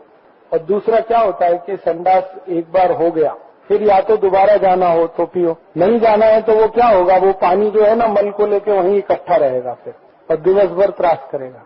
इसलिए जो पीना संडास के पहले। इसमें कोई नियम पक्का नहीं है। इसमें नियम पक्का इसलिए नहीं है कि आपको जैसी आदत है। भारत में अलग अलग क्षेत्रों के लोग हैं ना, अलग अलग तरीके से। जैसे उत्तर भारत में वो 2 बार संडास के लिए सामान्य रूप से जाते हैं, सुबह और शाम, ठीक है। कुछ दक्षिण भारत में भी जाते हैं, लेकिन मध्य भारत में एक ही बार है। तो ये जिस व्यक्ति को जैसा सूट करता हो वैसा है। इसमें आयुर्वेद ने कोई खास नियम नहीं बताया। वो नियम जो है ना ही रखें तो अच्छा है। आप अपने स्तर पर देखिए, आपको एक बार में पोट साफ होता है तो सवेरे पर्याप्त है, जिनको नहीं होता वो 2 बार करें, बिल्कुल ठीक है। नियम यही है कि अगर आपको संडास आती है तो रोकिए मत, तुरंत जाइए। ये नियम तो है आयुर्वेद में। ये नहीं है कि कितनी बार जाना, ऐसा जरूरी नहीं है। ऐसा जरूर, जिनको एक बार में साफ नहीं होती उनको 2 बार लगता है, किसी को 3 बार भी लगता है। साफ होनी चाहिए, एक बार में भी होती, बिल्कुल बीमारी के लक्षण है। खाने के बाद संडास जाना तो सबसे बड़ी बीमारी का लक्षण है। खाने के पहले जाना तो ठीक है, समझ में आता है। खाने के बाद आप गए हैं तो इसका माने कि आपका खाना पचा ही नहीं, वो पहुंच गया सीधे वहां, अब उसने प्रेशर डाल दिया, आपको होनी है आपसे, तो ये तो बहुत बड़ी बीमारी है। नहीं, पहले हमेशा खाने के बाद पेशाब करने का और संडास खाने के पहले, क्योंकि खाने के तुरंत बाद ब्लड प्रेशर बढ़ता है, तो पेशाब निकले तो ब्लड प्रेशर कम होता है। ब्लड प्रेशर कम करने की जितनी भी औषधि है ना, वो पेशाब बढ़ाने के लिए है। लघवी जास्ती आती है, कोई भी ब्लड प्रेशर की गोली खाओ तो बार बार लघवी आती है, तो उससे ब्लड प्रेशर कम होता है। तो खाना खाते ही ब्लड प्रेशर बढ़ता है, तो आप लघवी के लिए जाएं तो अच्छा है। संडास जाने से ब्लड प्रेशर कम होता है। आने दो ना, अगर लघवी जास्ती आ रही है तो करो बार बार, उसमें कोई दिक्कत नहीं। क्योंकि अगर आप इसको रोकोगे, लघवी के ही रास्ते सारे खराब चीजें शरीर के बाहर निकलती हैं, या तो घाम के रास्ते, या तो लघवी के रास्ते, या मुंह के रास्ते, 3 ही रास्ते हैं, या मल के साथ कभी कभी निकलता है। तो बार बार लघवी अगर आती है तो आप चिंता मत करो, जिंदगी में कभी मूत खड़ा नहीं होगा। सुबह अगर आप पानी पी रहे हैं और 3-4 बार लघवी जा रहे हैं तो मूत खड़ा नहीं आएगा, हर्निया नहीं होगा, एपेंडिसाइटिस नहीं होगा। एक्सरसाइज करने से 20 मिनट पहले पानी पी सकते हैं और एक्सरसाइज पूरी होने के 20 मिनट बाद पी सकते हैं। तो पहले संडास से पानी पियो और उसके बाद आप एक्सरसाइज कर लो 20 मिनट बाद। इतनी देर तो छोड़ ही दो अपने शरीर को, पानी पीते ही संडास जाओ, संडास जाके आओ, हाथ मुंह धो, तो 20 मिनट तो हो ही जाएगा, फिर एक्सरसाइज कर सकते। 4 नियम हुए। अब ये चारों नियम में कहीं कोई शंका हो जरूर पूछ लो, क्योंकि ये 4 सबसे महत्वपूर्ण नियम है। बारिश का पानी आप रख रहे हैं तो किसी भी ऐसे पात्र में, पत्थर में अच्छा होता है, वैसे पत्थर जहां पे है, पत्थर की विहीर हो उसमें अच्छा होता है, पत्थर का पात्र है तो उसमें अच्छा होता है। सीमेंट तो बहुत खराब चीज है। सीमेंट तो कोई मजबूरी है तो रखिए, सीमेंट से अच्छा तो वो जाड़ा प्लास्टिक है। प्लास्टिक होता है ना, सिंटेक्स की टंकी और ये सब, ये सीमेंट से अच्छा है, लेकिन बहुत अच्छा वो भी नहीं है, सीमेंट की तुलना में वो बेहतर है, बहुत ही अच्छा। उसको तो बिना किसी में रख के पी सकते हैं। बारिश का पानी अगर आपको मिलता है पीने के लिए तो दुनिया में उससे अच्छी कोई चीज नहीं। तो पानी नहीं है, अमृत है।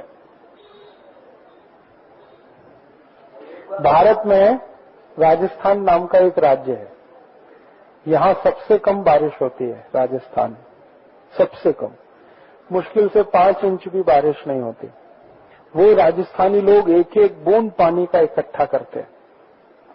आप कभी राजस्थान का प्रवास करो, जैसलमेर, बाड़मेर, जोधपुर, बीकानेर, वो एरिया में कोई गांव का घर ऐसा नहीं मिलेगा जो बारिश का पानी इकट्ठा करने के लिए टांकी नहीं बनाता। सबके घर के नीचे बारिश का पानी इकट्ठा करने का टांका है, तो पत्थर और चूने से बनाते हैं। पत्थर और चूना दोनों पानी को हमेशा शुद्ध रखता है। तो जब भी बारिश आती है टांका भरते हैं और पूरे साल भर वही पानी पीते हैं और कभी काविड़ नहीं होता।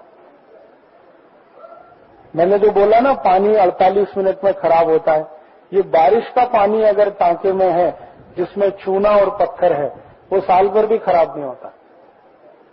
तो अगर नगर पालिका इतना ही कर दे कि बारिश का पानी हर शहर में इकट्ठा करे नगर पालिका, और पत्थर और चूने से बड़े बड़े टांके बनाए जाएं हर मोहल्ले में, वही टांके में पानी इकट्ठा करके साल भर लोगों को पीने को दें, तो ना उसमें क्लोरीन डालनी पड़ेगी, ना कोई केमिकल डालना पड़ेगा, और वो शुद्धतम पानी वही है। अच्छा है, कोई बुराई नहीं है।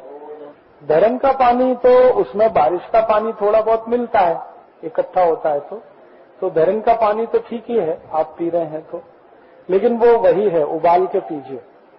और आप ऐसा करिए कि आपके घर में थोड़ी भी व्यवस्था है अगर, तो बारिश का पानी इकट्ठे करना शुरू करिए। आपके घर में थोड़ी भी कोई व्यवस्था हो तो बारिश का पानी बेकार मत जाने दीजिए।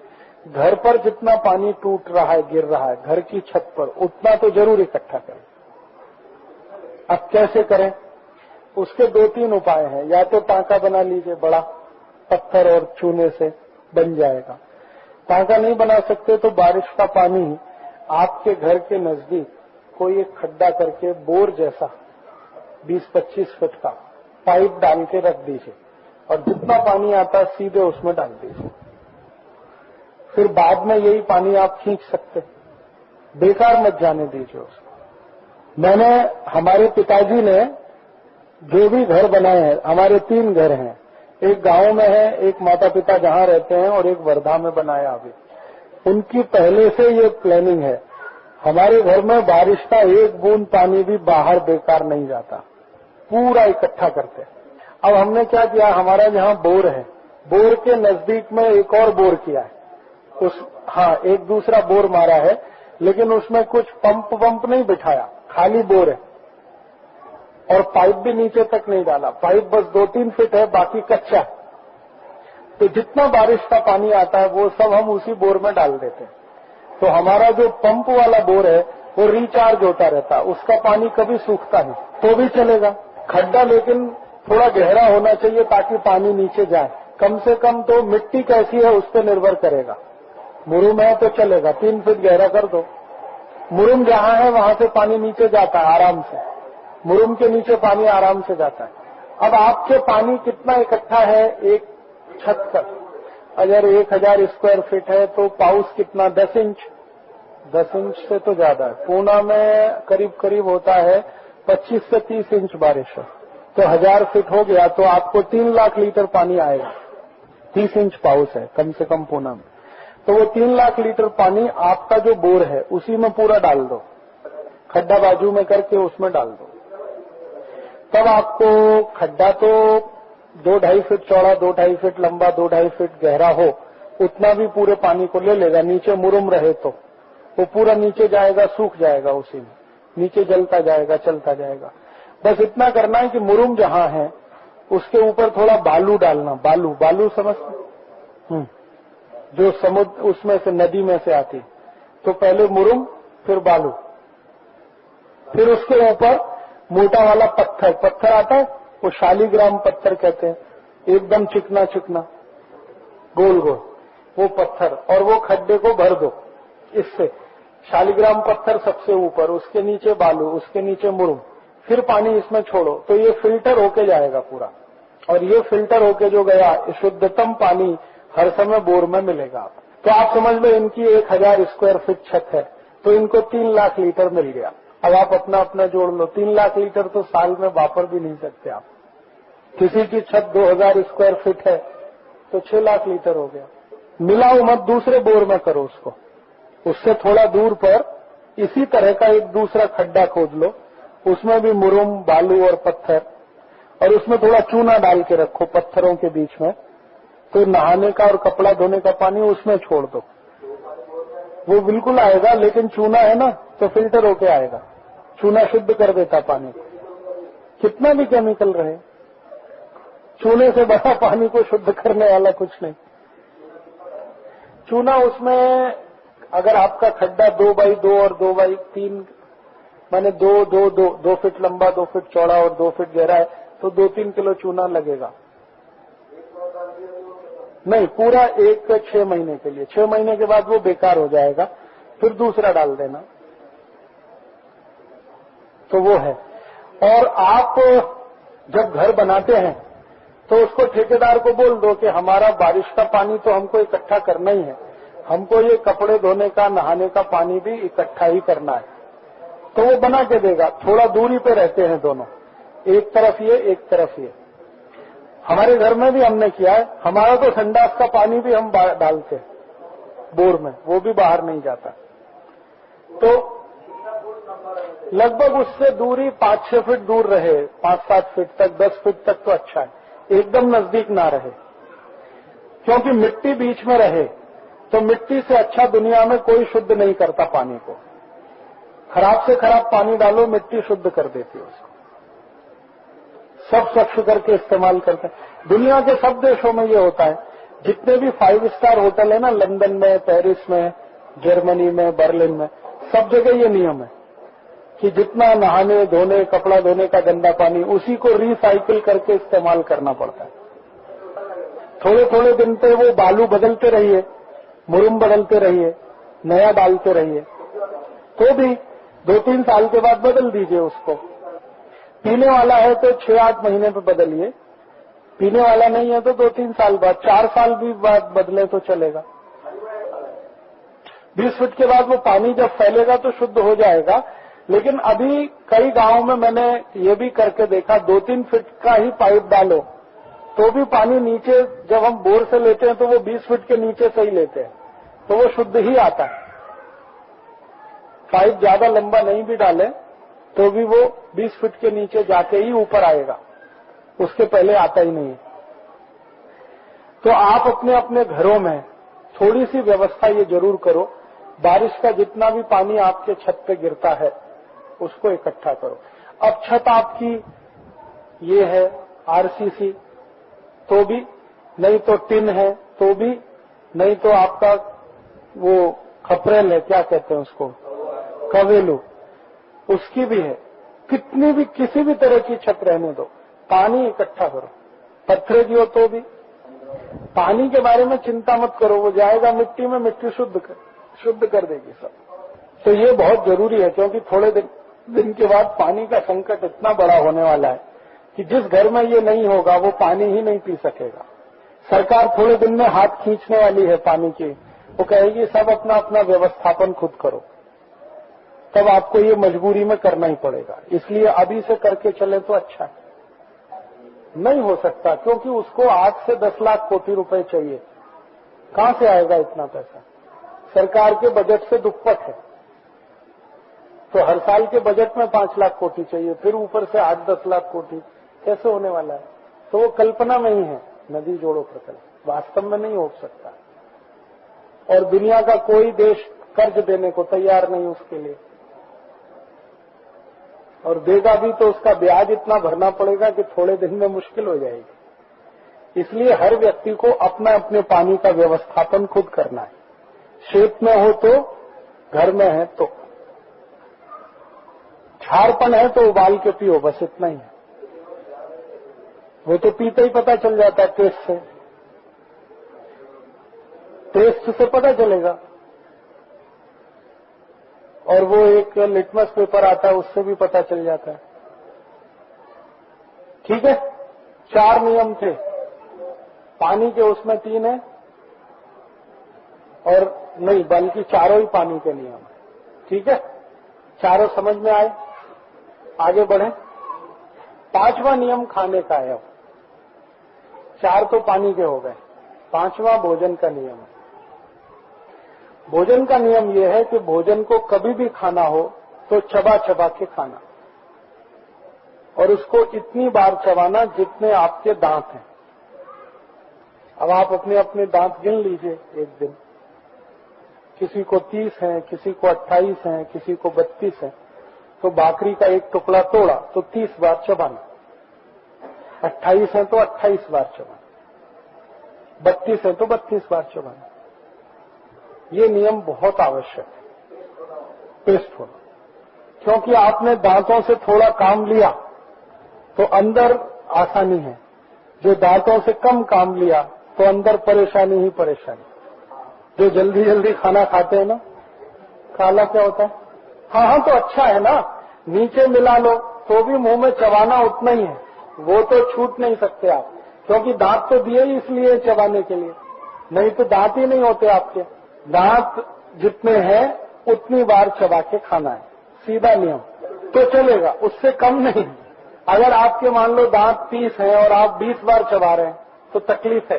30 दांत है तो कम से कम 30 बार चबाइए, भले 35 हो जाए, 40 हो जाए, चलेगा, कम नहीं उससे। ये बहुत बड़ा नियम। इससे क्या होता है कि दांत से ज्यादा देर भोजन चबाओ तो लार पर्याप्त मात्रा में मिलती है, और लार मैंने कहा ना 4.5 से 5 लीटर चाहिए अंदर जाने के लिए, वो एक लाभ होता है। दूसरा, पेट में अंदर खाने को पेस्ट बनना पड़ता है, तो वो पेस्ट मुंह में ही बन के अंदर जाता है, तो पाचन आसान हो जाता है, और जिनको पाचन आसान है उनको जिंदगी में सब अच्छा है।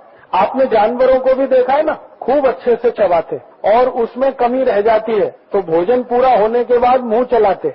आप सोच लो जरा इस बात, खा लिया उसके बाद पेट भर गया, अब मुंह चलाते रहेंगे। गाय, बैल, भैंस, बकरी सब, वो उनका सिस्टम है। ये तो भगवान का दिया हुआ गुण है उनको, मनुष्य नहीं कर सकता, ये जानवरों की ताकत है ये करने के। सब जानवर ये कर लेते हैं, सब, मनुष्य को छोड़कर। तो चबाने का नियम हमेशा याद रखना है। तो खाना खाने से अच्छा है कुछ पीना, ताक पी लो, दूध पी लो, रात है तो दूध पी लो, दिन है तो ताक पी लो, दही खा लो, जूस पी लो, फल खा लो। खाना खाना है तो आराम से ही खाना है, हड़ू हड़ू, सावकाश। मराठी में कहते हैं ना, सावकाश गया, हड़ू हड़ू गया। तो ये आयुर्वेद का ही नियम है। ये तो बहुत जरूरी है। आपको अगर जल्दी है तो खाना छोड़ दो। खाने से मतलब सॉलिड मत खाओ, रोटी, भाखरी और चावल ये छोड़ दो। दाल पी लो, भाजी खा लो, दही खा लो, दूध पी लो अगर जल्दी है तो। जल्दी नहीं है तो खाना खाओ प्रेम से, आराम।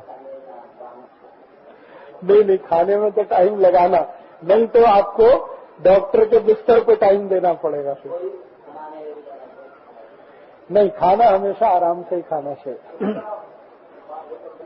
जैसे ही आप जल्दी जल्दी खाना शुरू करते हैं तो अग्नि प्रदीप्त होने का तो अपना टाइम फिक्स है, तो टाइम अग्नि प्रदीप्त होने से पहले खाना पहुंच गया शरीर में, तो वो फिर तकलीफ शुरू। तामसी तो हो गई। तामसी होने का मतलब ये है कि जिनको भोजन ठीक से पचता नहीं तो तरह तरह के विष में बदलता है, वो विष तमस पैदा करते हैं। सात्विक होने का माने मांस मज्जा रक्तवीर में बदलना, तामसिक होना माने ये नहीं बनना, कुछ और बनना, कोलेस्ट्रॉल बनना, ट्राइग्लिसराइड बनना, ये सब तमस है। तो खाना तो आराम से खाओ। बेकरी, क्योंकि बेकरी में ज्यादातर मैदा है, मैदा, और मैदा निषिद्ध है। जैसे मैंने आपसे कहा ना शक्कर कभी मत खाओ, ऐसे ये दूसरी चीज है जो आयुर्वेद में निषिद्ध किया है, वो मैदा है। मैदा इससे बनता है, आटे से। गेहूं का आटा है, उसको बहुत फिल्टर करते जाते हैं, छानते जाते हैं। सबसे बारीक आटा जो बचता है वो मैदा है, जिसकी चोकर वगैरह सब निकाल दिया। नहीं, मैदे का नहीं खाने का। गेहूं के आटे का खा सकते हैं।